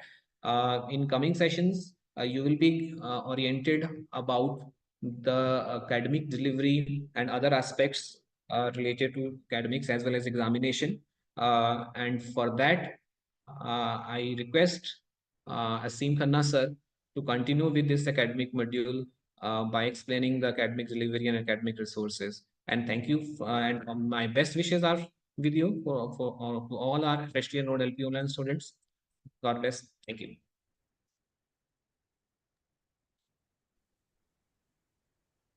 Thank you, Kulvinder sir, for your wonderful session. I hope my screen is visible to everybody.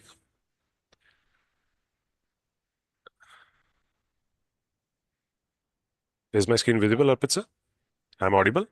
Yes, sir. Yes, Asim sir. It's visible. Yes, sir, it is visible. Let me introduce you to the participants. Just a second, sir. Thank you.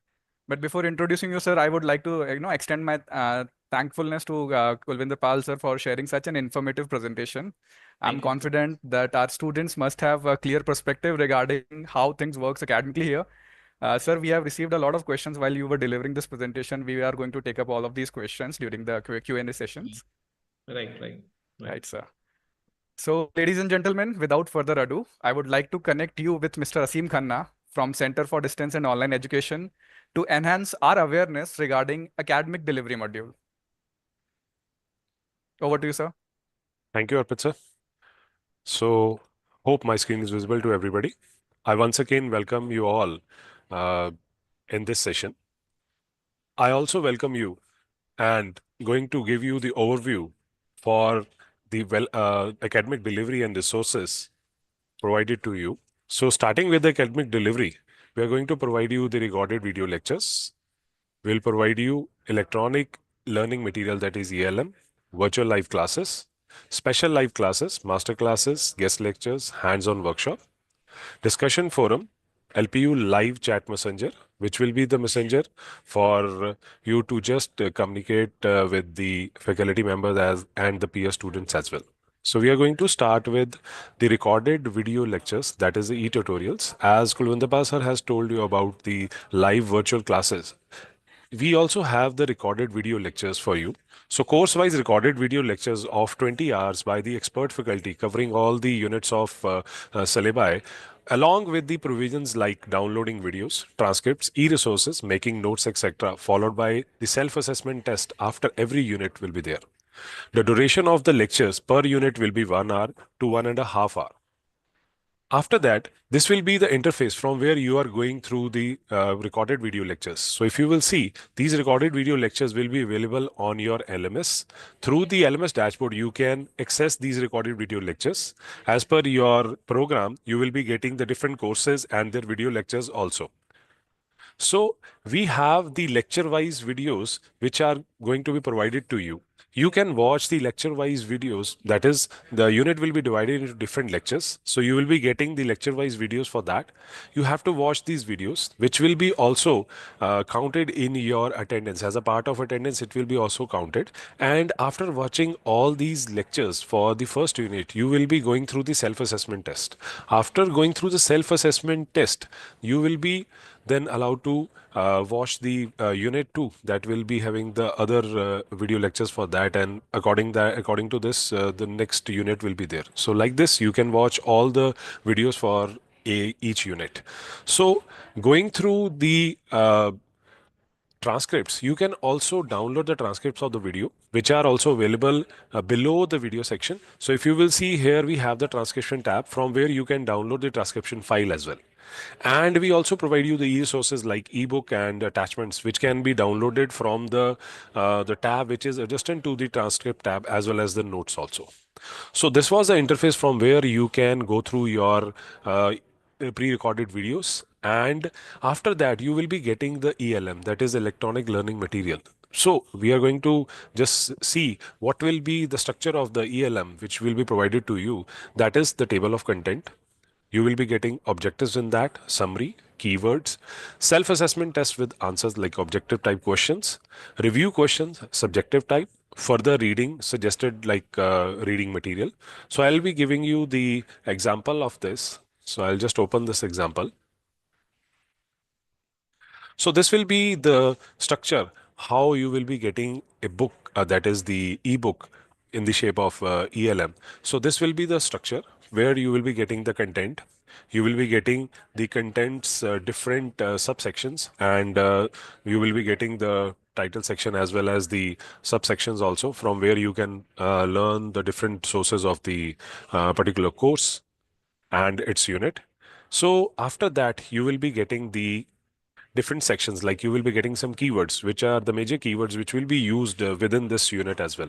So you can go through those keywords as well in the form of like multiple choice questions, which will be the part of your examination as well, because you will be getting 20 multiple choice questions. So some of the multiple choice question as an example are given here, which will be same as the topics which have been discussed in the unit itself. After that, you will be getting some review questions as well as further reading, and you will be getting some subjective question as well. So this will be the structure of this ELM. After that, you will be getting live virtual classes. That is 12 live classes per course by our expert faculty are conducted on weekends, that is Saturdays and Sundays, as per the timetable published on LMS. So you will be providing the timetable through your LMS announcement section. You can just go through that also. For practical subjects also, we will be providing you the live classes, and they are also being conducted by the faculty members. So duration of the class will be 1 hour, and timing of the class will be from 8 a.m. to 6 p.m. at MyClass platform. So you will be attending your classes from the MyClass platform through your LMS itself. After that, you will be getting the access of the discussion forum, which will provide you the opportunity to discuss your topics, queries, doubts, which are responded by the peer students and moderated by the concerned faculty. This will also be the part of your attendance criteria. Next will be the LPU Live. This is the university's own chat messenger. That is, the student can interact with their concerned faculty and peer students through this chat messenger using the LPU Live messenger itself. After that, we are going through the experiential learning and project-based courses, which Kulwindapal sir has also told you about these courses. So I am going through these courses in detail. So you will be getting experiential learning and project-based courses. So LPU Online integrates experiential learning and project-based courses into its curriculum, providing students with hands-on engagement and practical applications of concept. So these courses enable learner to address real world challenges, enhancing creativity, critical thinking, and problem solving skills. So, by working on projects and industry relevant tasks, students gain valuable insights into their field. This approach ensures they are equipped with the expertise need for modern career. So we are going to provide you certain courses for like in undergraduate program as well as in postgraduate program also. So you will be getting community development project, field project, capstone project, and term paper. So capstone project and project world, they will be the mandatory subjects in their concerned programs, but all other subjects will be optional, in which you can opt for the course also instead of this program itself. So you will be getting an orientation session for all these courses separately, timely, and you will be intimated on your LMS through the announcement section. You can just go through that also. So whatever the timings and the dates will be provided to you for this session, and we are going to conduct separate session for each and every course. So these are the courses and the programs in which you will be getting the courses. Like community development program will be in BCA, BA and BCom in third term, and in MCA, MBA and MCom in third term you will be getting seminar on summer training. Again, for MAs we have economics, mathematics, English, political science, history and sociology. So you will be getting the term paper as well. So like this research project 1 and 2 and capstone, it will be there in MCA as well as MBA and BA itself. So like this you will be getting different courses. So dissertation will be in fourth semester for MAs like economics, mathematics, English, political science, history and sociology. So I'll be going through one of the guidelines, that is the capstone project. So you will be getting familiar about this. So these are the guidelines for the capstone project, where we will give you the whole information about what will be the course, how you are going through the different projects, what will be the different projects like live projects, consultancy projects, and all other things. And you will be provided the topics which you are going through in this project itself, and you have to prepare the report as well as the PPT for this project itself. So like this, the different projects will be there. Like we have the community development project, so the separate guidelines are there. So we'll be providing you those guidelines. So for going through those guidelines, we have the interface. So you can just go through the project-based courses guidelines in your additional resources tab on LMS. So what you have to do, once you will log in into the LMS, on the bottom left side of the screen, you will get this additional resources tab. So from there, you will open this additional resources tab. And inside that, the separate folders are there for each and every project. So whatever the project course is applicable to you, you can just go through the guidelines itself. So this was about the project-based courses. Now we'll be moving through the academic master classes, guest lectures, and workshops, which are actually provided to the students itself. So LPU always believes in providing exposure to their students through master classes, guest lectures, and workshop by great leaders, industrial experts, and professionals. So these master classes, guest lectures, and hands-on workshop will provide educational input to students based on real life experiences of the experts. So we are going to conduct different, and we are also conducting these classes. So many industrial expert guest lectures and even master classes and workshops have been conducted recently for ULPU students as well. So previous session screenshots have been pasted here in this slide. So these lectures are given by prominent experts and conducted with the mindset to give LPU online students an industrial oriented approach with topic based on their curriculum and general topics as well. So we'll continue to bring such opportunities for our students to make them future ready for this. So these are the glimpses of some previous master classes as well as the guest lectures given by prominent speakers.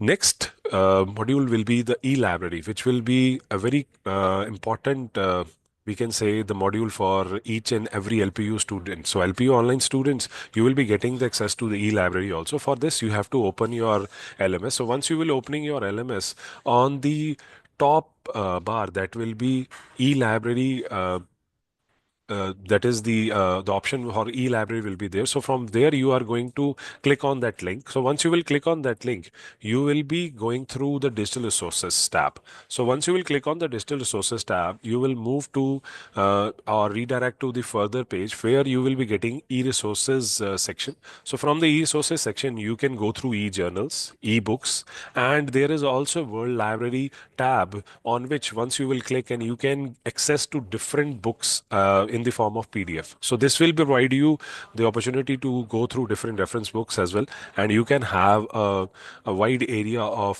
studying the different reference books also. So this was all about from my side. So over to you, Arpit. Thank you. Yasim sir. Thank you, sir, for your insightful presentation to Thank you, making sir. us aware about the academic details of LPU online. Again, just like Kulvinder Pal sir's module, we have got a lot of questions related to your presentation also that we are going to take towards the end of this session of this event when we are into the Q&A session. So students, please hold your questions. We are going to take your questions in the Q&A section, right?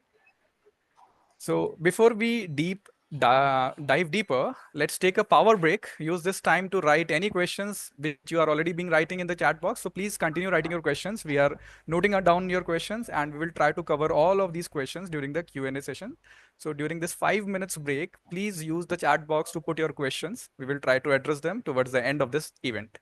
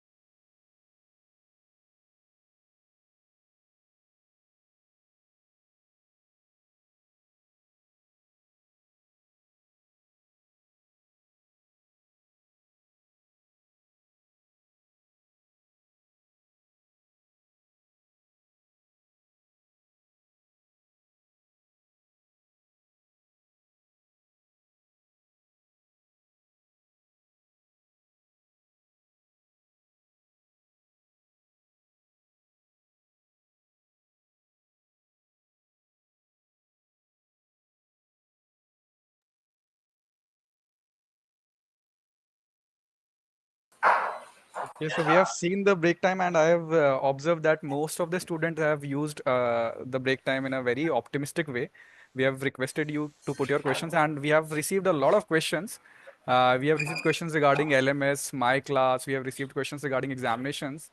So in our upcoming modules, where Neha ma'am and Asim sir again will are going to cover all of these questions regarding your LMS libraries. So for this, let us just move towards the next module of our induction event. And for this, I'm going to invite Neha ma'am. We are stepping into another essential module, the learning management system. This platform will undoubtedly play a crucial role throughout your journey, keeping you connected and updated despite geographical remoteness. It will be your close buddy for throughout your program. So for this, let us welcome Neha Khosla ma'am, Deputy Director for Center for Distance and Online Education. Over to you, ma'am. Thank you so much, Arpit sir, and good afternoon, all the dignitaries present here. Good afternoon, dear students. We would be covering about learning management system, LPU online mobile app, and a brief discussion about ABC ID and DEB ID. Let's start with the learning management system. Its name is LPU eConnect. Sorry, hope my screen is visible to everybody. Yes, ma'am, it is visible. I'm audible, sir? Yes, ma'am. Yeah, thank you. Its name is LPU eConnect, and the link to access this platform is lms.lpuonline.com. I hope most of the students have started using the platform. Key modules of your learning management system are my account section is there, that is your personalized account having ID card, profile, online fee payment, etc., and e-communication module for providing access to all the communication sent by the university. Then examination connect is there, providing access to various interfaces related to examination, e-content. Then course connect is there, e-library is there, e-tutorials providing access to the recorded content. Then virtual class link is there for accessing the live classes, chat, discussion forum. Now how to log in? There are two ways to log in. One is by using this direct link, that is lms.lpuonline.com, and another is through the website. The URL of website is www.lpuonline.com with the credentials provided by the university, and your username is going to be your registration number. Fill the details and you can easily access your platform. After login, you will see this dashboard having various quick links on it for the easy access of all the students. The list of quick links available on your dashboard are virtual. On the left side, you will see virtual class, chat. We also call it LP Live, online assessment, discussion forum, exam, research, placement, additional resources. And in the middle section, you will see happenings, e-tutorials, learners participation, even today's virtual classes, that is timetable and attendance. Then assignments, a link is there, my messages, calendar, announcements. Let's start with the left side of your learning management system. On the left, very first quick link is for the virtual classes.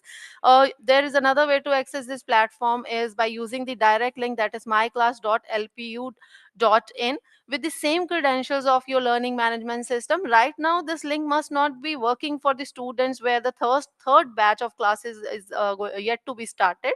It will be activated once the timetable will be reflected under the today's virtual class section before the commencement of classes.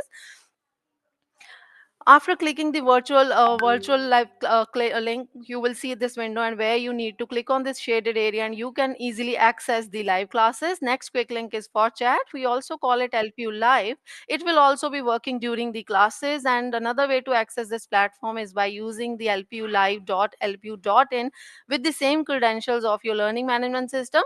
And I request all the students to use this platform for only academic interactions. The next quick link is for the online assessment. Another way to access this platform is by using the direct link, that is oas.lpu.in with the same credentials of your learning management system. Wherever the credentials are needed, your LMS credentials will work. The next quick link is for the discussion forum, where you can have course-wise interaction with your fellow students as well as with the faculty. And this particular section will be monitored by the faculty, and the number of posts will increase once your post will be approved by the respective faculty. Then the next quick link is for the examination. This will be activated during the conduct of examination only, for the conduct of online proctored examination. Then next, click on this placement icon, and by filling this small form, you can get yourself registered for the placement assistance. Now moving towards the middle section of your learning management system. On the top, you will see the section for the happenings, which provides information about all the happenings and events being happen at the university on daily basis. To make you connected with the university. The next very important section, which already have explained by Asim sir, as well as a brief information is given by the Kulwinder sir about this section. Here you can access the complete recorded content of every course for the for the registered courses.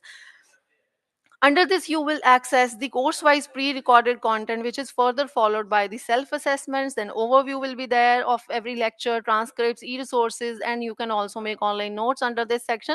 To access this platform, click on this any course icon, and you can access the complete course content provided to you under this section. In this section, in the middle, you will see the recorded video content, and every course content is divided into the units, and units are further divided into the lessons. You click on any lesson and unit, you can access the recorded video of that particular lecture. And now moving towards the lower section of this interface, on the lower section you will see the overview, transcripts, e-resources. You can make e-notes while studying through this platform. You can easily download the ppts used by the faculty during these lectures, and also you can easily download the transcripts which are used by the faculty. E-books can also be accessible.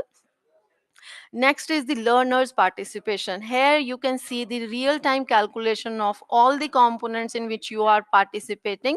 Under the Click on this icon and you can see the course participation in all the components covered, and here are the live lectures, pre-recorded videos, and the quiz after every unit. This is the self-assessment which you attempt after every unit, and participation in the discussion forum. Overall course progress you can see under this section.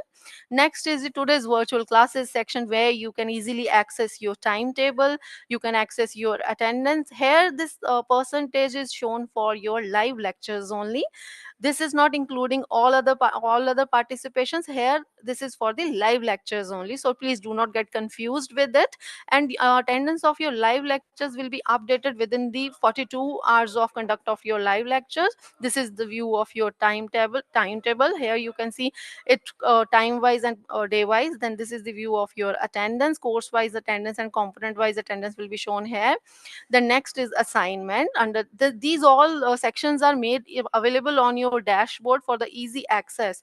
From there, here also you can easily download and upload the assignments as applicable to the course. Then my messages, these are the personalized messages being sent by the university to all the students.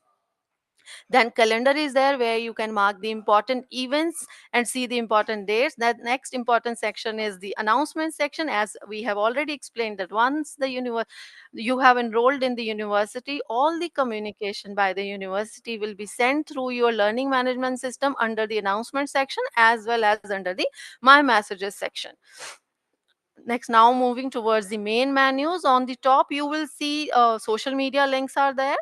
Then my account section, e-communication, exam connect, e-content, then course connect is there, rms is there, e-library is there, calendar, contact us, and the quick information about you displayed on the lms is your phone number, your name, your photograph, your registration number, program you are enrolled in, and help manual. If you face any difficulty in accessing the LMS, you can take help from the help manual also. You can easily change your password as well. Then your profile can also be checked from there. Now starting with the very first main menu, that is my account section. This includes ID card, online fee payment, my profile, that is your profile, edit profile where few of the details can be edited, my fee details where you can easily download your fee receipts. Now click on ID card icon and you can easily access your ID card. There are 3 attempts to print ID card. Further, your ID card can be verified by using a link given here in the instructions through the website. There's how you can verify your ID card. Next is the online fee payment. Once your admission is done, from the second semester onwards, you can pay your fee through this platform, where this will be opened as per the applicable dates, and under this section all the details and the fee amount which is payable will be auto reflected. You need not to fill any other thing. You just need to enter your email id, mobile number, click on this paytm icon, and you can easily redirect it to the payment gateway where you can easily make your payment. and your payment, once your payment is received by the university and verified, and you will be promoted to the next term. Next is my profile section, where all the details which you have filled at the time of admission will be reflected. I request all the students, if you found any variation in the details which you have already submitted, please get the details rectified by contacting the university through RMS section. The next is edit profile, where you can edit few of the details, like if you have missed out submitting your employment details, that can be submitted here under the employment details section. Then fee details, once your fee payment is done and it's verified by the university, you are promoted to the next semester, your fee receipts will be available under this section. You can choose the session, then select the receipt number, and you can easily view as well as download your fee receipt. The next is e-communication. This is the most important section of this learning management system. To be updated, please keep on checking this section so that you do not miss out on any important information. Under this, you will be able to see my messages and e-announcement section. Here under my messages, you can access the history of all the messages. If you miss out any message, you can check under this section. Then under e-announcement section, you can search all the announcement as per the category also. If you miss out any announcement, you can check here too. Now, most important module of learning management system, that is Examination Connect. Very vast module where you can see any of the service which is linked to the examination is accessible through your learning management system, and most of the examination related interfaces will be visible as well as accessible during the examination or as per the applicable dates which are given in the academic calendar. The key interfaces under the Exam Connect are assignment submission are there, term paper submission, CDP submission, be it any submission like for the project, for the dissertation, all can be submitted under this Examination Connect. Then draw your date sheet is there, result report, exam discrepancy, re-evaluation registration, reappear registration, provisional transcripts, etc. A few other modules are there also. Now we would be explaining few of the interfaces of the Examination Connect. The very first section is the assignment submission. You can as already explained by the Kulvinder sir, that you need to submit the handwritten assignment. So here you can course wise assignments will be made available to you as per the applicable courses. Click on any course icon and you can easily download the question paper. Then you need to attempt your assignment and re-upload it under this section. For the easy access, guidelines to upload the assignment through LMS as well as through the mobile app are also made available here for the easy access by you. The next is term paper submission, CDP submission. This will be opened as per the applicable program scheme, as per the selected courses. Wherever it's applicable will be opened accordingly, and once it's opened into your login, you can easily make the respective submission as per the provided guidelines. Then draw your date sheet. University has given the flexibility to all the students, that all the LP online students, that you can draw your own date sheet from the provided time slots. Next is result. Once your examinations are done, your result will also be declared through your learning management system. Here you can easily access your result. Then once your result is compiled, then the provisional transcripts will also be made available through your learning management system under this interface, where you can easily view the transcripts as well as download the transcript. You need not to contact anybody. Once your examinations are done, results are compiled, it will automatically be visible under your provisional academic transcript section. Next is e-content, where you can easily access the course wise ebooks, which is also called as ELMs, and also the program guide can also be downloaded from here. Few of the students who are curious about knowing this, where they can access the ELM and the program guide. So here you can easily access the course wise ELMs as well as the program guide of your respective selected program. The next is course selection. This is very important for all the students to submit this form, as I know that many of student has already submitted it. uh, in most of the LP online programs, the selection is applicable from the second semester onwards, but I request all the students to please submit it on time. It's open in your LMS login, as it by choosing this, it will help us in planning your classes and everything, and by choosing this you will immediately get the access of the respective courses in your login. In BA programs, the selection is applicable from the first semester, and where a few of the students were also asking questions like if they have selected any wrong, submitted any wrong selection, whether they are able to change it or not. If you did it right now, you can get it changed by posting the query under the RMS section. But up till the first semester you are able to change the selection, but from the second semester, wherever the selection is applicable from the second semester and classes are to be started accordingly, then you won't be able to change it. So if you see any variation or you are changing your mind, it can be done right now in the first semester only, but not after that. But if your classes are already conducted, like in the BA program, selection is applicable from the first semester itself, then if your classes are already conducted of those particular courses, then it would be difficult to change the course selection. That we need to see. So I request again, if you still have not submitted the selection, please submit it. Now next is my courses section. Here you can access the recorded content of the previous semesters. Now next is RMS. This particular modules enables every student to post their queries, their concerns under here, where you can easily log your request, be it any area, you can post it here, and further you can check the status of your request under the history section. This is the relationship management system module, where a small form where you need to submit your queries or concerns. Here you can select the main category, then the subcategory. Even if you feel like you need to upload some attachment, that can also be done here. You can fill your matter in the message box and submit it. Further, you can check the status of history of your RMS under this section.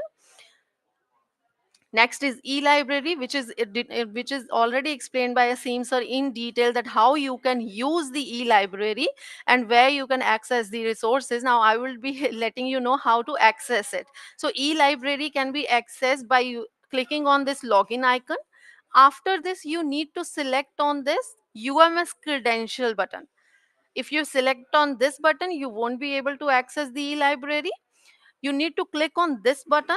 After clicking on this, you need to fill the same credentials of your learning management system. Click on the sign in and you can easily log into your e-library. Then next is calendar, and under calendar section you can access your important dates and list of holidays. As all the importance of these important days is already explained by Kulwinder sir. Then contact us details, under this section you can access the all important contact details of the university. That's all about the learning management system. Now we are moving towards the LPU online mobile app. All the Android user can download the app from the Play Store, and all the iOS users can download the app from the Apple Store. So I request all the students to please download this app also for the easy access. After login, you will see after downloading, you will see this dashboard, this login window.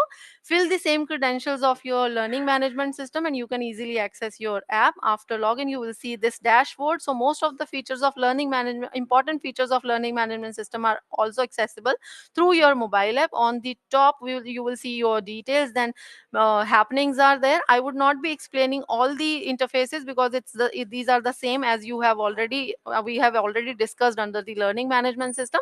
The quick links are there, like announcements are there, e-tutorials. You can access the recorded content through your mobile app also. You can submit your assignments through your app. Today's virtual classes, here you can access the timetable. Then under my messages section, you can see the messages sent by the university, your brief profile on your app. This is the how announcements looks like on your app. Then e-tutorials, the course wise e-tutorial can be accessed here. Then assignment submission can be done. Again, you can take help from the guides linked here. Your timetable. Then my messages section. This is the list of interfaces which are available through your mobile app, which I have already explained, that announcements are there, announcement submission can be done, calendar is also there, chat is also accessible from your mobile app. You can change your password, date sheet can be accessible, you can draw your date sheet through your app, ebooks are there, e-library, ID card, uh, online assessment section, program guide, virtual classes, contact us. These all interfaces are accessible through your mobile app. This is the view of your ID card through your phone. Then this is the view of your ebooks. Semester wise and course wise ebooks are reflected, shown on your mobile app. This is how you can, from here you can download your program guide. By clicking the virtual classes link, you can access the classes through your mobile app. This is the online platform for examination, which will be activated during the examination. Then calendar can be downloaded, list of holidays can be accessed through the app, the contact us details on your app. You can change your password from there. That's all about the learning management system and the mobile app. Now it's about the technical requirements to access the learning management system. These are the really basic one. You just need to have a reliable internet connection, internet connectivity. Even 1 Mbps would be enough. The compatible device you need, even you can access it from your personal computer, laptops, tablets, phones, etc. Like it the specific technical specifications varies from the device to device as well, and sometimes you need to follow the instructions of your own device also. So please do check that before using it. If you face any difficulty, you need to have a updated web browser. We recommend Chrome, Firefox, Microsoft Edge and Safari to access the learning management system seamlessly. Now we would be detailing about ABC ID and deb ID. Most of the student must be aware that from this particular session onwards, that is October 2024, the UGC has made it mandatory for all the learners who wish to take admission in ODL and online programs that they need to have deb ID. Deb ID can be created by using the ABC ID, and once generated deb ID will be remain valid for students lifetime. But without deb ID, no student can be enrolled in the ODL, any of the ODL and online programs. This is the website made available by the UGC where students can easily generate the deb IDs. As you know, as you see that UGC has released the guidelines from on the 19th August. By that time, many of the students were already enrolled. So to assist the students, we create, at that time we have created a section on the learning management system where we guided and given the provision to all the students to how they can generate the ABC ID and later they submit it on the learning management system. So now under generate deb ID section, you can access your ABC ID and deb ID wherever the students were not able to do it at their own. So we help them doing so, and on the behalf of the students, ABC and deb ID was generated and updated on the learning management system. I request, few of the students are still left, only few, where we are not able to get it. So I request those students, we are trying to connect to them also to help us generating it. If the deb ID is not being provided to the UGC, then your admission may not be considered by them. That's all. Thank you everyone. Thank you, Arpit sir, over to you. Right, ma'am. A big thank you to Neha ma'am, to you too also for sharing this splendid information focused on LPU LMS. Thank you. Now, participants, keeping your seatbelt tightened, let's move towards the next module, which focuses on how you will be attending the online classes, how you are going to take the exams in online mode. I have seen a couple of questions in the chat box regarding this. So this module will familiarize you with my class interface and online examination system that we follow over here in LPU Online. And for a detailed description on this module, I am welcoming again Assistant Professor Mr. Asim Khanna from the Center of Distance and Online Education. Over to you, sir. Thank you, Arpit sir. So I once again welcome you all in this session. So in this session, I will be giving you the overview on my class portal and online examination. Let me tell you all, this particular platform will play a very crucial role in your journey and will keep you connected throughout your online journey and will be one of the most important buddy for your online learning program. So we are going to start with the MyClass platform. That is the MyClass interface from where you are going to go through your live virtual classes. For that, you have to click on LMS.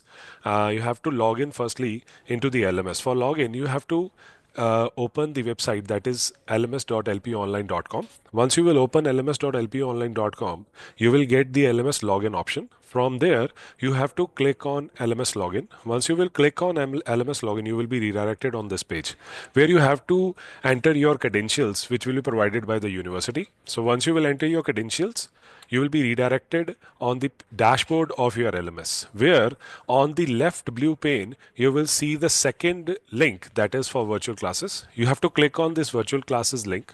Once you will click on the virtual classes link, you will be redirected on the page where you will see certain tabs. So on clicking the first tab, that is view classes and meetings, you have to open the virtual classes. So once you will click on virtual classes tab, you will be redirected on the page where you will see certain sections giving you the information about your classes. So if you will see here, some tabs will in blue color that will show you the upcoming classes. So if the class is ongoing, it will be shown in green color. For the completed, it will be gray color, and stripe and gray it will be for the expired class. So you will be getting the access of the class from here. So you have to click on this blue tab. So once you will click on this blue tab, you will see here we have a class on like EMKT 309. So once I'll click on this class, you will be redirected on the interface where you will be getting the class given by the different faculties. So this section is divided into three different parts. That is, we have the first, that is a presentation area where the faculty is going to upload the PPT or any of the document which he want to deliver in this lecture. So you will be getting the access of that PPT and the document on this particular area. After that, the second will be the public chat where you can communicate with either faculty and your classmates as well. The next area will be the list of the participants in the class, where you will see that the icon that is in square will be the teacher or the faculty in the class, and the circled icon will be the students which are available at that time in the class. So the next part, which is very important in this, that is the hand raise button. So at any time, if you want to ask any question to the faculty within the lecture, by not disturbing the whole class, you can do one thing, you can just raise your hand. So this is the raise hand button which you will be provided on this interface. So you can click on this raise hand button and you can ask any question. So the faculty is going to, he is going to get a pop-up on his screen that this student want to ask a question, and he can just give you the access, and you can unmute your mic and ask the question, or either you can write it on the chat box also. So this is about how you are going to go through your live virtual classes. Next section will be the quiz section, in which the teacher is going to provide you certain questions. So he can check the participation level of the students within the class. So he is going to conduct poll. So this poll is actually to check the real time analysis of the student responses. So student, you will be getting a poll question by the faculty that will be, it can be in the form of a multiple choice question, either it can be a true or false question, or maybe it can be a fill in the blanks. So it depends upon the faculty what type of question he is going to ask within the poll. So if you will see, this is the example of one question where you will be getting certain options. So once you will see the question on the presentation area, you have to give the answer for this question. For giving the answer at the student interface, you will be getting the access. So this is the teacher interface from where the teacher is going to ask the question. Either the responses can be in true or false, ABC, or maybe in the yes or no options also. So you are going to get the option for just polling, that is through this pop-up. So this pop-up will give you 4 options, that is A, B, C, and D. So which one is the correct option by your understanding? You can just click on that, and the response is directly sent in real-time basis to on the teacher interface. So this is the teacher interface where the teacher is going to gauge the participation level of the students, and they can see and track the individual performance of the student individually, and he can also guide the student to just take participate and encourage that student to give the responses inside the poll, and this will help the student to increase their response in the class, as well as increase their accessibility to the course itself. So this will be the polling result, how the teacher is going to show you, and you will be getting the polling result like A is 40%, B is 20%, and C is 40%. So like this, you are going to get the result itself in the class. So you can discuss the question as well with the teacher and the faculty. Next is breakout rooms. So this facility, it is a very unique feature which you will get in my class platform only and none of the other platform, in which teacher can, like, he want to discuss something. It may be a case study or maybe a topic on which he want to have a group discussion. So he can divide your class, that is the lecture, into different certain groups. So in this, the teacher can integrate breakout room features for the group activities. So where the teacher can divide the class into certain groups. It can be randomly assigned, or maybe intentionally he can assign individual student into the separate rooms. So there will be separate rooms in which teacher can give you certain questions or maybe certain case study questions on which you can have a healthy group discussion, and teacher can also gauge the discussion out of this room and watch the participation level of the students, and they can have it can also encourage those students to actually control to certain like ideas, and even he can also guide you to have a healthy discussion in this particular format. So you will see that teacher can have the control of the duration for the breakout rooms as well. So for how many minutes the discussion is going to last, that can also be taken by the teacher itself. So this will be how the teacher is going to allow you, and the student is going to get into the these particular rooms. So you will see that separate rooms are there where the students have been divided into the class. So this will be the part where the teacher can have a healthy discussion within the class, and the students can also have a healthy discussion out of that, and they can also have a viewpoint which can be discussed within the teacher by, like, the faculty is going to supervise that.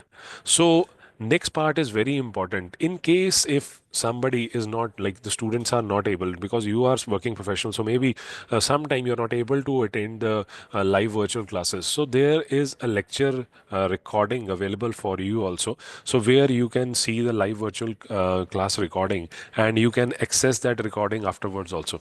So here what you have to do, again, you have to click on the virtual class platform. So once you will click on the link, you will be redirected on this page, from where you are going to click on the virtual class tab. So clicking on the virtual class tab, you will be coming on this section where you have to click on this calendar, the particular date. So once you will click on the particular date on which your class was held, you will be getting the access of that class. So you have to click on the class, so it will be in gray color. So once you will click on that class, you will be redirected on this page where you will see the click to view recording button. So from here you can just click on the click to view recording button, and you will be redirected on the page where you will get the recording of that class.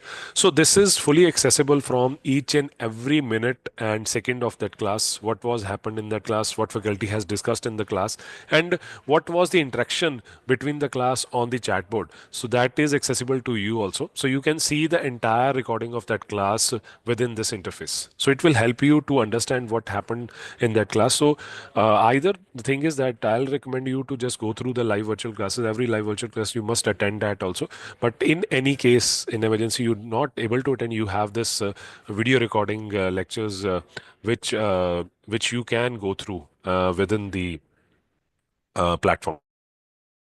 Series which are there, so you can just go through how to join the my class and interact with the teacher, and other presentation tools which are there, so you can have the access to the videos also. So some of the links are available here. Next is how your examinations are going to be conducted. That is through the online proctored examination. You will be getting the examinations done. So here, if you will see that as a student, you know that the end term examination, you will be preparing for the examination, and you will be proctored on microscopic level for this. So students, what you have to do now, you have to again log into the My Class platform. Once you will log into the My Class platform, here you have to select now the test tab. So once you will click on the test tab, you will be redirected on the page. So before proceeding this, you have to give certain permissions. These permissions are the browser test condition that you have to actually go through, and you must allow these settings so that the application can have access to all the, like, location, the camera, as well as the microphone which you are going to use in between the examination itself. So you have to give that permission. So once you will give this permission to this prompt, you will be redirected on the page where you will get the exam name as well as the test time and the status of the exam. So if you will see here, yet to start is there. So this means that your class, the exam is going to start within few minutes, whatever the time will be left. So once the time is up, so it will show you, it will pop up with open test button. So you have to click on open test button to enter into the examination. So once you will click on open test button, you will redirect to the page where the application will give a pop-up that you have to allow your location. So once you will allow your location, you have to go undergo the environmental check. So this is the environmental check where the application is going to check your operating system, your browser, your audio, your webcam, your microphone, as well as your location. So once you will click on that, you will see that the two certain tests are there, that is the audio section and the microphone section, which you have to give. So once you will click on the button, that is the click here to perform an audio check, there will be a 1 second audio which is going to play. You have to click on yes. So once you will hear that sound, that means your audio is working perfectly. So now next will be the microphone setting. On this, you have to speak few words. So once you will speak few words, it will directly sync your voice and the microphone is going to on this. Once it has been done, all the environmental check peripherals are okay, and you will be getting a continue to test button pop up under the picture, which is going to be highlighted. So once you will see this continue test button, you have to click on this test button. So you will be redirected on the page like where you are going to perform your test. So this is how the teacher interface will be, where you are going to be proctored microscope on the microscopic level. So he can gauge each and every participation level of the student in the examination, as well as he can watch each and every your whatever uh, the student is going to perform between the examination. So this is very important that you must maintain honesty, as well as you have to see that you will be proctored on microscopic level. So you must not use any unfair mean in between the examination. So it will be uh, gauge on microscopic level in milliseconds. So the resolution as well as all the things are going to be proctored. You must be alone inside the room wherever you are going to give your online examination. So you must not use any unfair mean. So this was all about your examination section as well as the my class section. So thank you, Arpit sir. So over to you. Thank you, Asim sir, for giving all our freshmen an elaborative overview of classes and examination conduct system. Thank you, I sir. hope most of the queries which students are putting forward regarding classes and examinations are being addressed by in your presentation. Moving further, we at Lovely Professional University believe that whether regular or online, our students should get the most of the opportunities which we offer. Our rational belief is to let our students stay connected with us for solving their reasonable doubts and queries. The upcoming module mainly focuses on student support services, including social media that will keep you connected with the university. And for this, I would like to invite Senior Officer for Center of Distance and Online Education, Ms. Anna Venocha, ma'am, to share the possible ways that will let all our students connected with us. Over to you, ma'am. Thank you, Arpit sir. Is my screen visible? Yes, ma'am. Good afternoon, everyone. Hello, my dear learners. I welcome you all to the LPU family and congratulate you on starting your academic journey with us. So in my session, I'll be talking about the support services that you will be getting during your course time. These topics I'll be covering in my session. So let's begin. So I would like to tell you the medium through which you can reach out to us. So there are two mediums through which you can connect with us. We have our relationship management system, which is our grievance handling mechanism. The path to the relationship management system is given in your LMS only. So you can uh, go to the relationship management system and you can register your suggestion, your queries, your request, your feedback. If you have any suggestions, you can just raise a request through your RMS. I can see a lot of students are putting their queries in the chat box. So you can raise, if you have any serious concern, you can raise a request through the relationship management system. The second medium through which you can reach out to us is our relationship management cell, which is our counseling team. And the helpline number to reach out to that counseling team is 01824 520 500. I would request everyone to save this number. And in case you feel you have any concern, you can just connect with the counseling team. The team is available 9 to 5. Now, coming to the grievance handling mechanism, I'll just brief the path through which you can raise your concern. You have to log into your LMS, which is Learning Management System. Once you log into the LMS through the credentials that is being provided to you, on the navigation bar, you can see RMS button. Once you click the RMS button, you will see two buttons, RMS history, and the second one is log request. So in case you want to raise a new request, you can just click on the log request button, and once you click on that log request button, this form will pop up. You have to select the category under which you want to submit your concern, then subcategory, your details, and the message. Your concern you can write down in the message box and just submit the query, and the team will get back to you on that concern. Second, as I mentioned, that we have a relationship management cell wherein we have dedicated individuals who would be available to answer your queries. The team is available Monday to Saturday, 9 a.m. to 5 p.m. And since your live classes will be conducted on weekends, that is Sunday as well, so the team will be available on Sunday as well to handle your queries related to live classes. Now comes the feedback mechanisms. At LPU Online, we have a robust feedback mechanism. We circulate feedback forms to our online learners so that we can get valuable insights on various aspects such as call center responsiveness, live classes, examinations, etc. Apart from this, to meet the SICA requirements, SICA is Center for Internal Quality Assurance. We have established a feedback system on the website as well. So you can just go through the website. In the footer section, there is a tab called SICA, wherein this feedback mechanism is there. So the students who want to share detailed feedback with us, they can just go to this page and submit their feedback. Now, coming to the point, the opportunities that we give to our online learners. So, as we are mentioning from the starting, that online students will be given equal opportunities in every field. So you can participate in the various university events. At LP Online, we keep on conducting events, and the online learners who are interested in witnessing those events, those who want to participate in such events, they can just register themselves and witness those events. Now, coming to the cultural and sports events, those online learners who wants to showcase their talent, they can participate in academic events, cultural events, and sports events.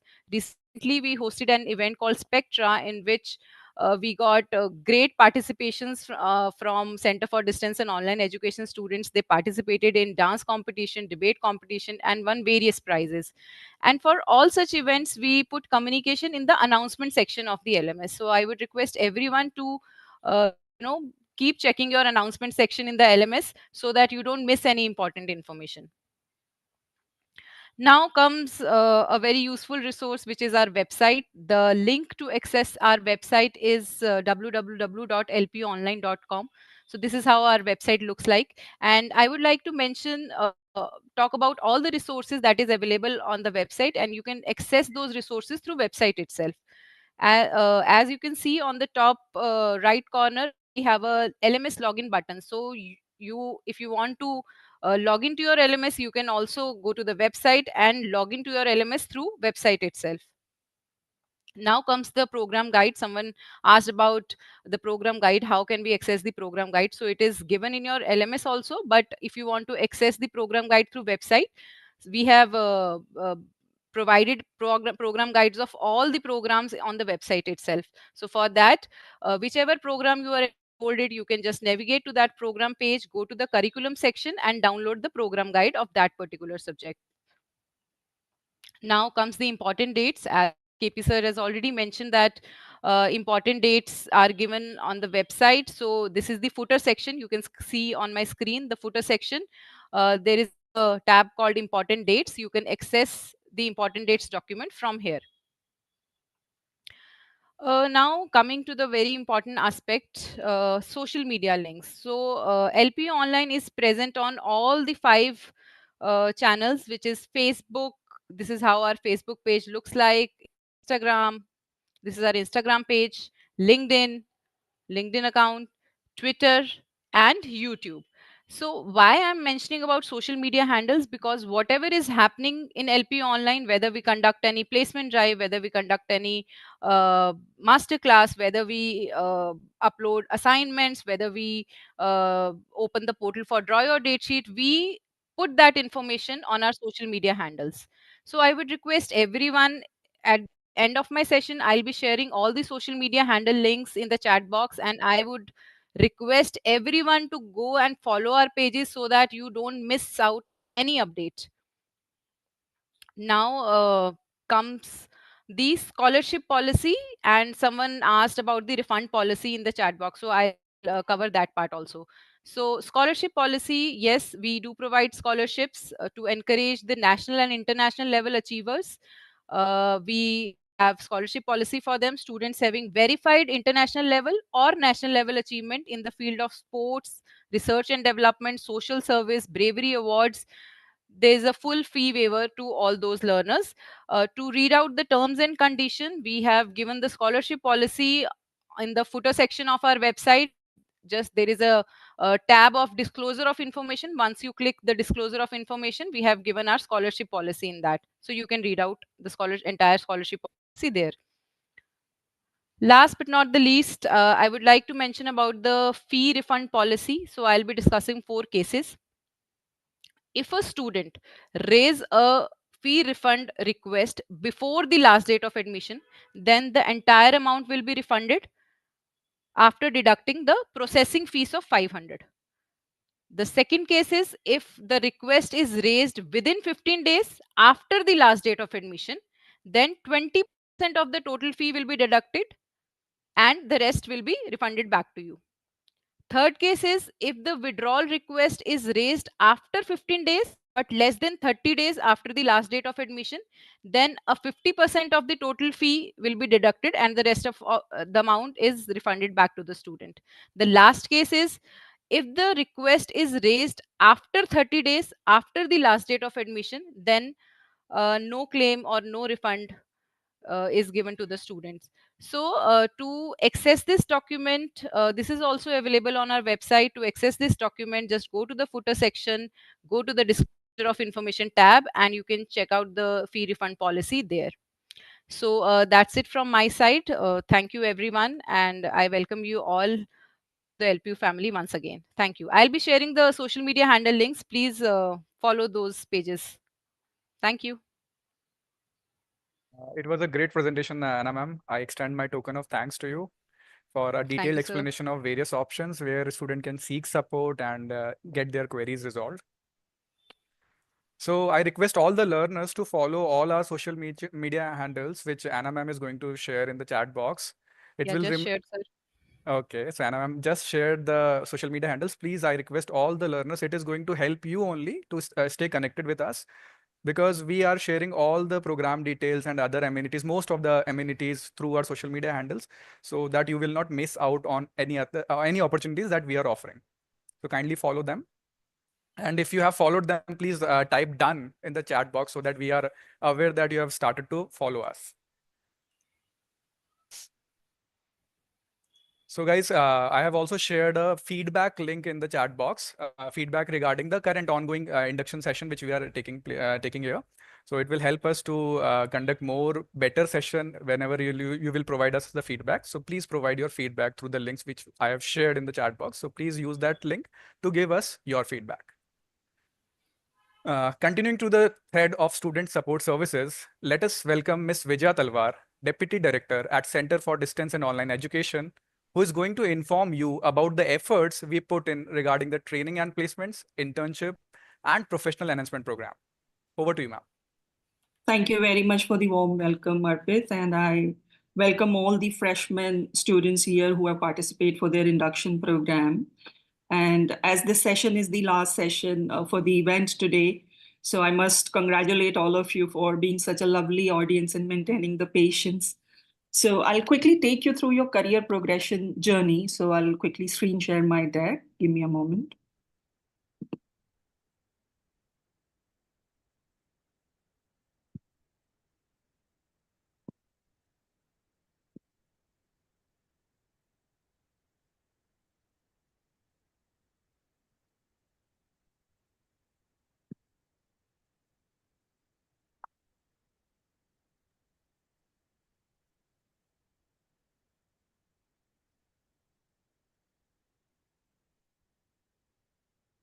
Okay. Hope this is visible to everyone. Yes, ma'am, it is. Okay, so here we will briefly talk about your career services, which includes employment enablement and what all we are doing together to take you through your career progression. And this is the last service that I think any university student has full rights on, because when we are studying in a degree program and we are in a virtual setup and an online degree program, at the end of the day, all of us, we need to be able to earn our living and to be able to have a job or anything, that enables you to run your life. So how we do that? I mean, we need to constantly, of course, upgrade ourselves in the terms of what industry is looking at. And of course, we need degrees in place. After degrees, we need our technical skills in place, soft skills in place, and industrial exposure, work experience. So here I would like to add that you must congratulate yourselves for enrolling in for an online degree, because it gives you ample of time to be able to work alongside. I mean, if I compare you with regular college students, you are definitely the guys who are courageous, who have more fire in your bellies, and you want to do more in life. You can work alongside, and if you compare it with others, you'll have more work experience comparison to the regular university students. So here, these are few classes, sessions that we conduct that will enhance your employability quotient. We call them professional enhancement programs. And we cover soft skills here, we cover industry exposure here, we also cover your resume writing. And starting from resume writing, it is the most integral part when you are going for an interview. So most of the times, we are so busy with our day-to-day lives and there's so many things. We may, come across a nice opportunity, but we don't get enough time to take a look on our CV and, tweak it as per the industry requirement or the job requirement that we are applying for. And we miss out. I mean, we are not able to showcase the right skills and ability that we may have, but it's not projected on our CV.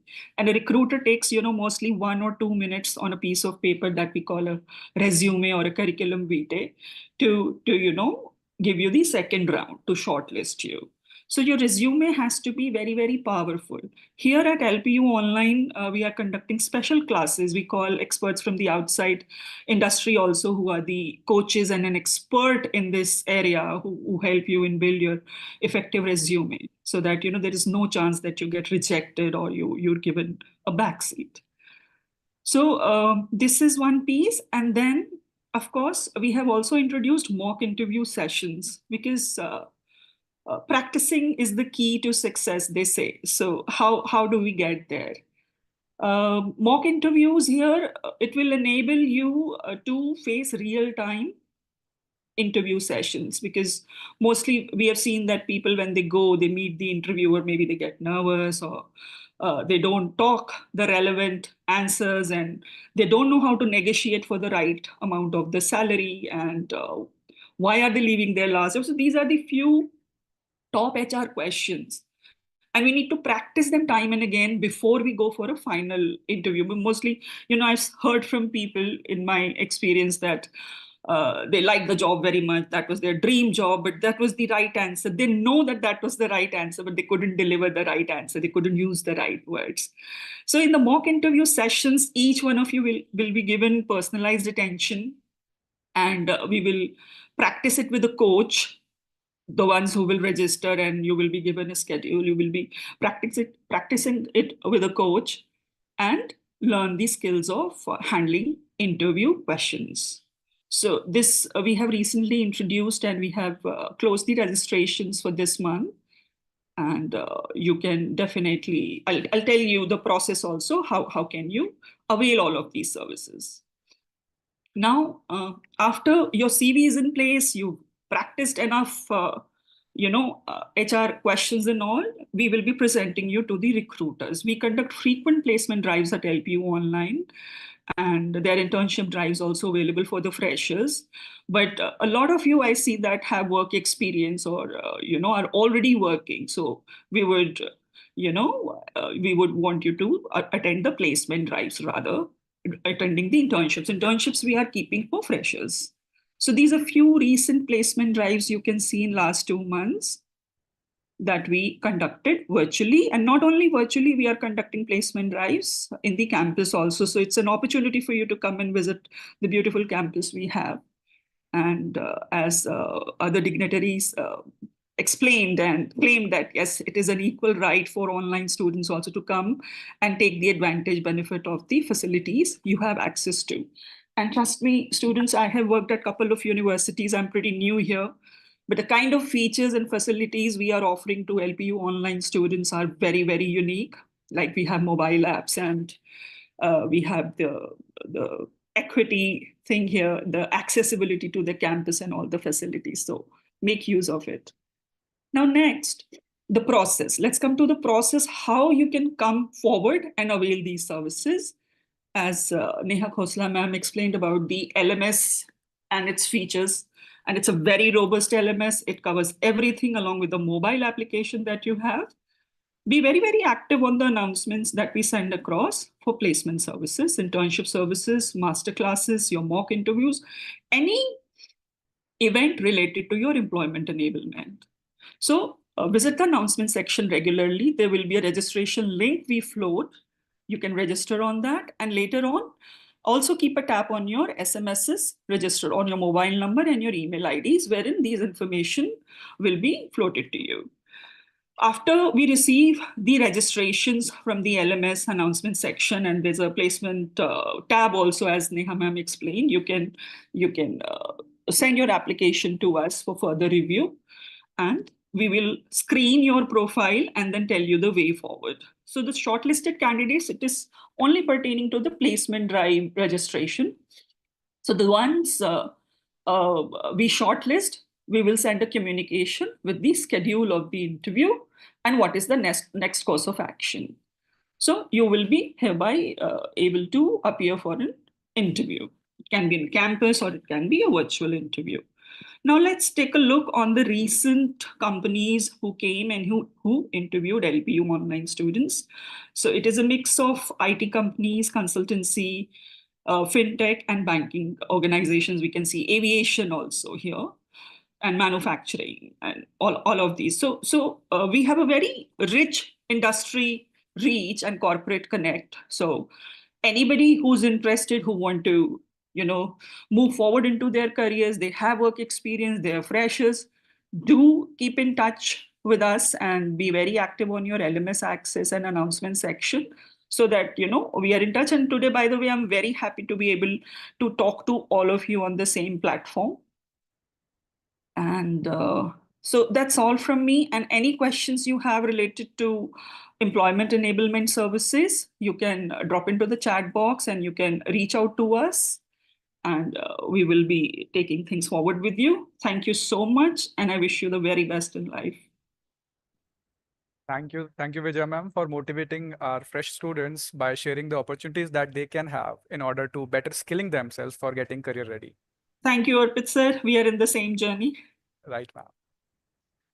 So, dear students, we have shared the feedback link. Again, I'm requesting you to give your feedback to all of us. And please follow our social media handles also so that you can stay connected. Now, before moving to the question and answer session, I would like to show you the glimpses of our larger than life campus so that you can feel the presence, even sitting remotely, you can feel the presence of being into the university campus. So for this, I'm going to share my screen to show you our larger than life campus, which is going to infuse a sense of energy and belongingness, again more belongingness in your minds. Let's see the campus.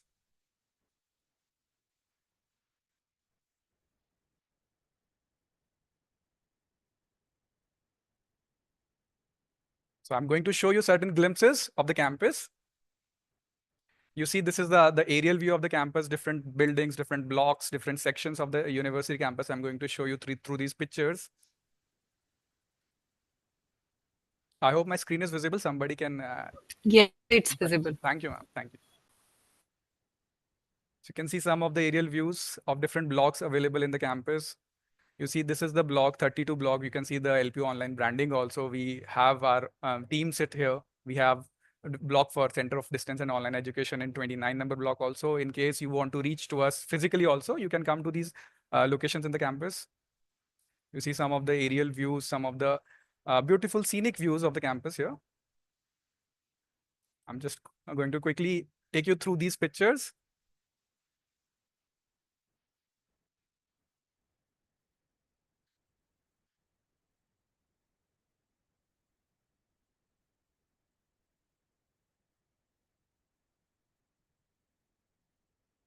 We have the single largest campus with more than 90,000 students from different mode of education. We have students from 50 plus countries also. We have technology enabled ICT classes. We have lecture theaters. We have the most advanced labs also. We have Mac systems available in the lab where student can make maximum use of whatever their work or whatever their academic things are needed to be done. We have innovation studios where students come and implement the ideas which they bring to our university campus, so that we can promote or motivate more students, and in return this will help us only. So we have these innovation studios where students innovate themselves or innovate their creations, their thoughts. We have a fully fledged mall inside the campus. This mall is being run or is operated by university students only. So that will provide them an opportunity to earn while they are learning. We have a huge arena where we conduct or organize different events. You see LPU is very famous for their events which we are conducting.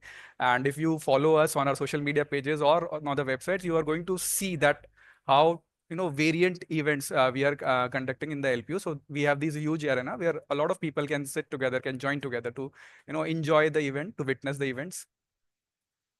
We have an indoor auditorium also with a capacity of more than 3,500 people. That is a centrally air conditioned indoor auditorium.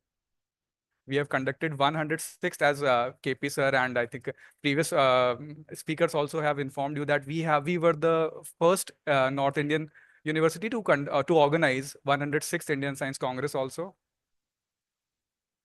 I'm going to show you, share some glimpses of the recent events that was conducted in the campus. You see the glimpses.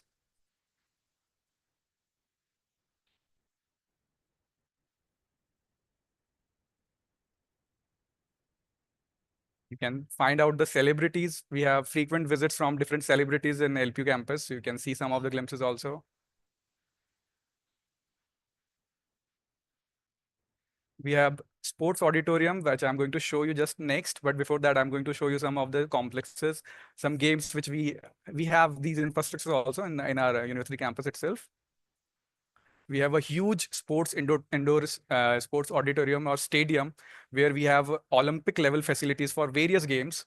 Student can come, join, make use of them. And because of such infrastructure, we have so many eminent students who have brought glory to our country, not only to LPU but to the country. So you can see some of the eminent alumni which has brought glory to our country. These are all our alumni.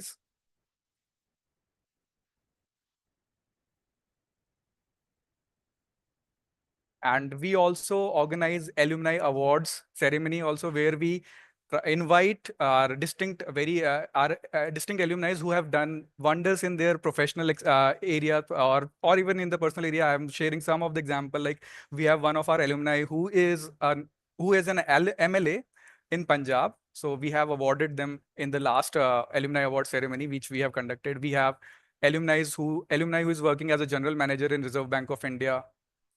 We have alumni who is running their startup successfully with a huge valuation, and we have alumni who have done wonders in the field of literature. The book is Mr. Sandeep Dutt. His book is widely appreciated. And recently also we have conducted different other events like sports events and other performance events where student even from online mode and distance mode, they are participating and they have won medals also for us. We can see some of the pictures. some cultural events also where our students from online and distance, they have participated and won medals also.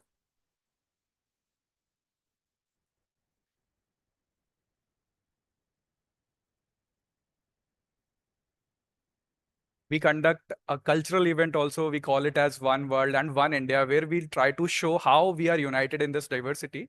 So we have students from, I have told you already, from more than 50 countries. So we conduct such events also where we can see how we are staying united in such diversity.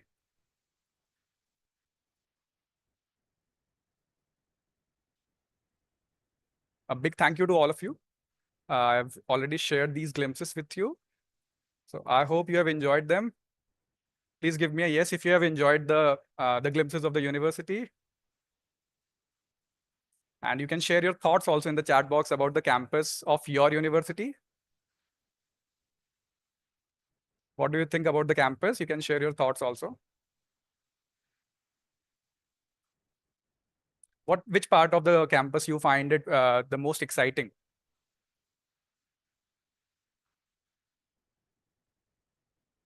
Or if I would like to ask a question to all of you, it's an open question to all of you, all the participants. Are you excited to visit the campus if you know, whenever you're going to plan your visit? Okay, yeah, Kranti has said, I want to make you jealous for joining online mode. No, no, I don't want to. You are a equal partner here. You can come, you are invited, you can come and witness this campus anytime you want. Right.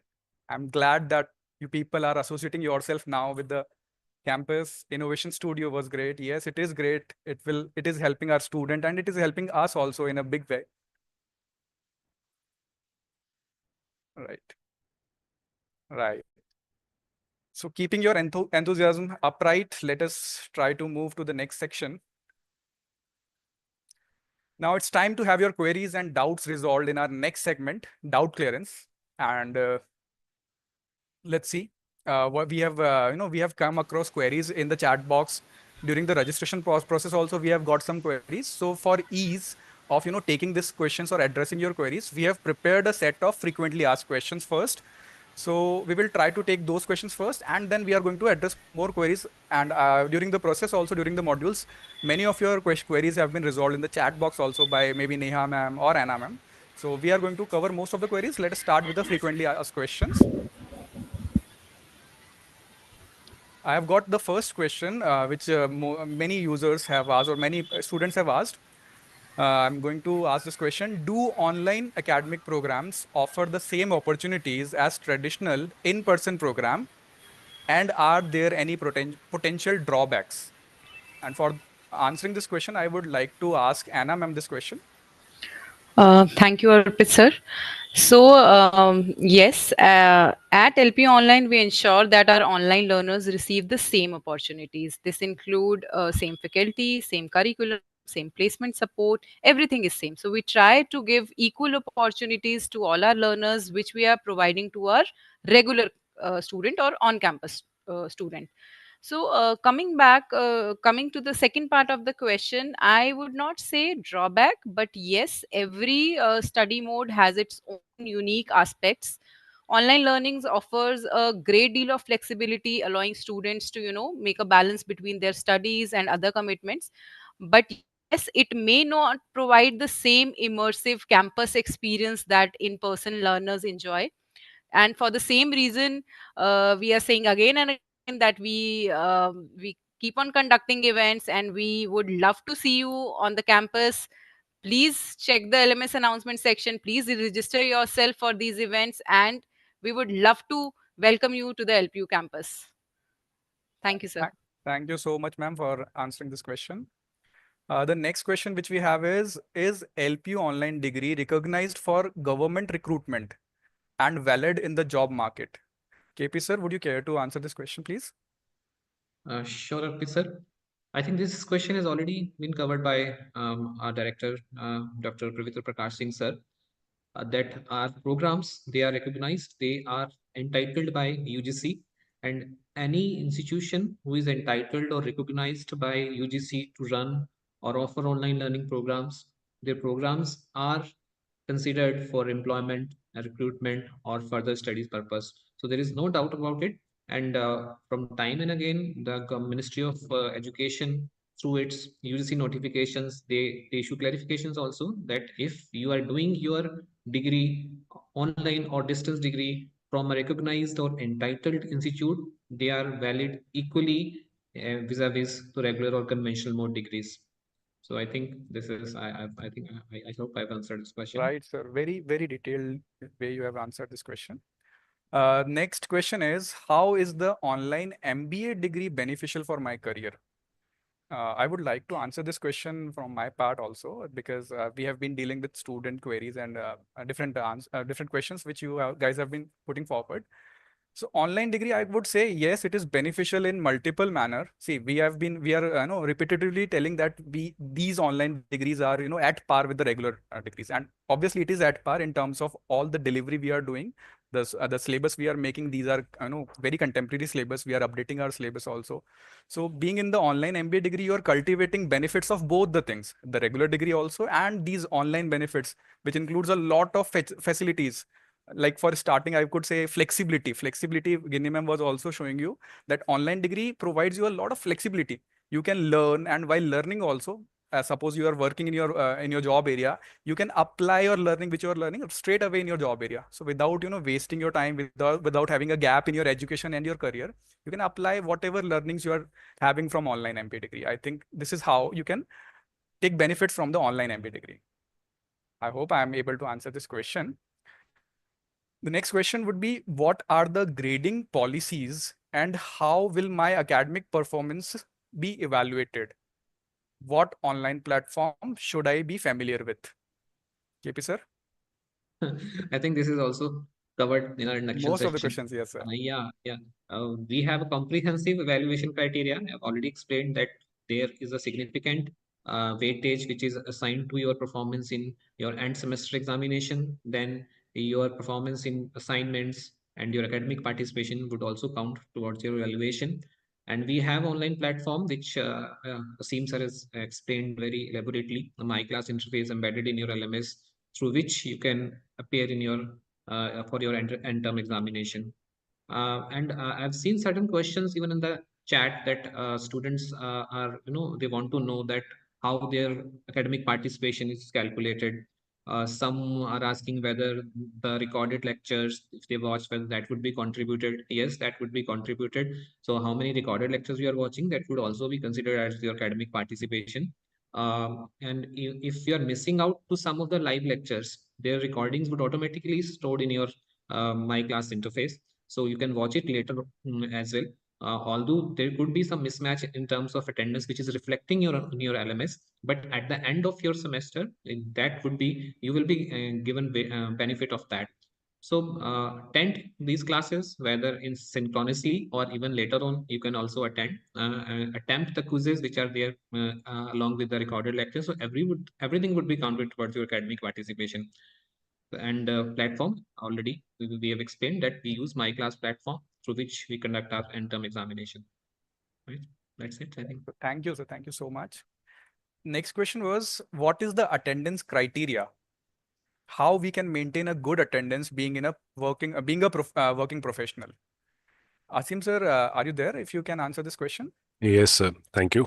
So I think, sir, it's the same question that KP sir has answered. So Kulvindapal sir has also elaboratively answered this question, that the criteria for attendance is a minimum 75%, but it includes attending your live virtual classes lectures, watching your pre-recorded videos, as well as going through the self-assessment test and discussion forum participation. So in all these academic activities while you are participating, in all, this must be 75%.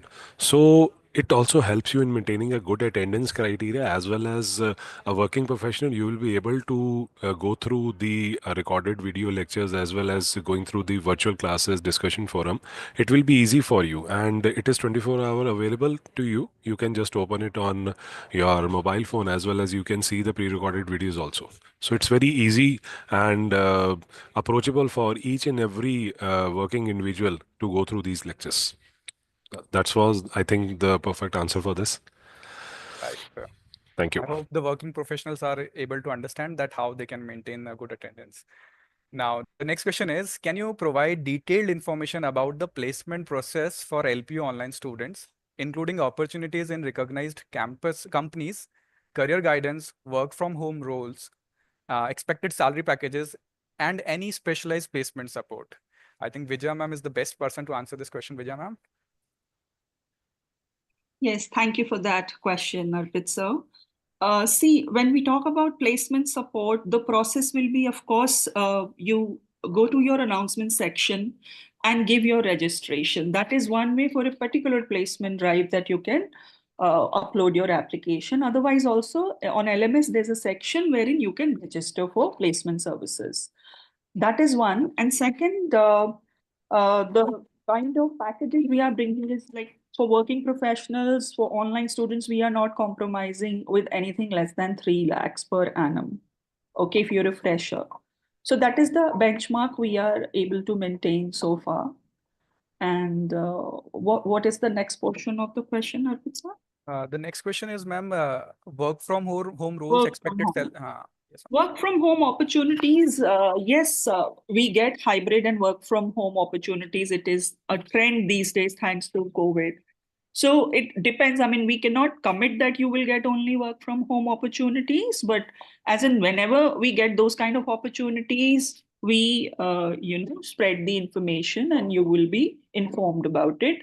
So the only way is that you keep tuned in to your announcement section.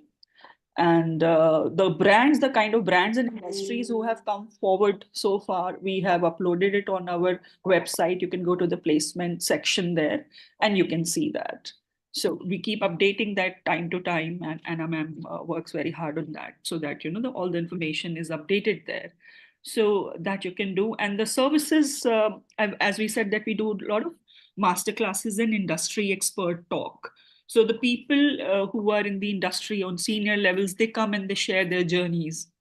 You can learn from them what is really required in the industry and job market. Because see, geographically, we all are spread across the globe. We are online. I mean, you guys are online students. So every job market is different. Maybe somebody who's sitting in the South Africa may have different kind of requirement and the industry trend. However, somebody sitting in North India or somebody in South India will be entirely different what industry is expecting. And it is also related to the program that you have enrolled into. What is your skills that you are working on, your professional skills and as well as your soft skills as per the job role that you are seeking for. So we, calendarize mixed events for that, so that you can enhance your skills accordingly. And I would also suggest that all of you to maybe do some Google search, and Chat GPT is a very good tool. Make use of artificial intelligence and go to online tutorials. However, we plan to float those online tutorials also across in our career services events and classes that we will be conducting, so that the idea is to keep upgrading yourself, learning something new every day, and something relevant to your profile and the job that you are seeking for. So it's a lot of work that both of us need to do together. So we can only show you the way, and how to upgrade and how to find. We are also planning to conduct sessions on an effective job search, so that you would know better than what kind of job you're looking for and how to get there, rather than I catch a fish and give it to you. I would rather want you to be able to do it for yourself. So that's what is our agenda, and we are working towards. I hope I've answered that. Right, ma'am, you have answered it very comprehensively. I just would like to add on this that student can check whatever the recent placement activities we have done. We have a placement page on our website. So please visit that placement page and you can see whatever recent placement drives we have conducted, or the details of the master classes, the industry interaction which we have done with the students. You can visit them and see them, right? Absolutely. Next question is also, ma'am, is just for you also. You have already answered a part of this question, but I would like to take like you to answer take this next part. I'm asking this question. Are there industry partnership for internship, interview preparation, and offline placement opportunities for online students? Okay. See, offline placement opportunities, I think, is offline campuses we are talking about. So Yes, we ma'am. have started that. Yes, we are conducting campus placement drives, and students were invited last month for a campus placement drive. An industrial partnership, when we talk about, we have a very rich industry reach and corporate connect, and we have internship, what do you say, tie-ups, not the tie-ups, but associations with them, opportunities we have. And there's a part in your curriculum also that Asim sir had shown, which talks about, your industrial exposure and summer classes. So that is one. And yes, we have that coming on board. And virtual placement drives, we are conducting almost every second week minimum. We've done more than 3 also in last 3 months, but the average is coming up to be around 3 per month. So we are doing those many number of placement drives. Thank you. The next question, is it possible to pursue a diploma alongside a BA degree through LPU online? Asim sir, would you like to answer this question? Yes, Arpit. So yes, it's possible. You can pursue a diploma alongside a BA degree through the LPU online. As UGC says that a student can pursue 2 academic programs simultaneously. So this helps you to gain additional skills, save time, and as well as enhance your career prospects also. Yeah, so I think Arpit sir, this was enough for the students. Yes, sir, correct, sir. Since we don't offer diploma ourselves, so you can pursue diploma and BA from our LPU online platform, right, sir? Yes. Right. So next question is, can a MBA in data science be followed by a PhD in the same field? Asim sir, again an academic question. Would you like to answer this question? Yes. Yes, an MBA in data science can be followed by a PhD in the same field if you meet the eligibility criteria.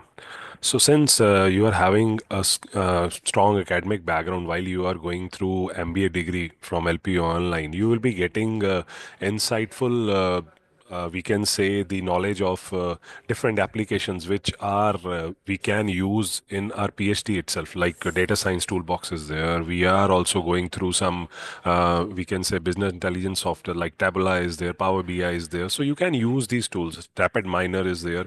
We also provide you knowledge about our studio. So these things, they actually give you the knowledge as well as the power to have like handful of analytics, or we can say analysis of the data. So these in collaboratively, all things can give you a better opportunity, and you will be strengthened with the skills to have a PhD degree in pursuit itself.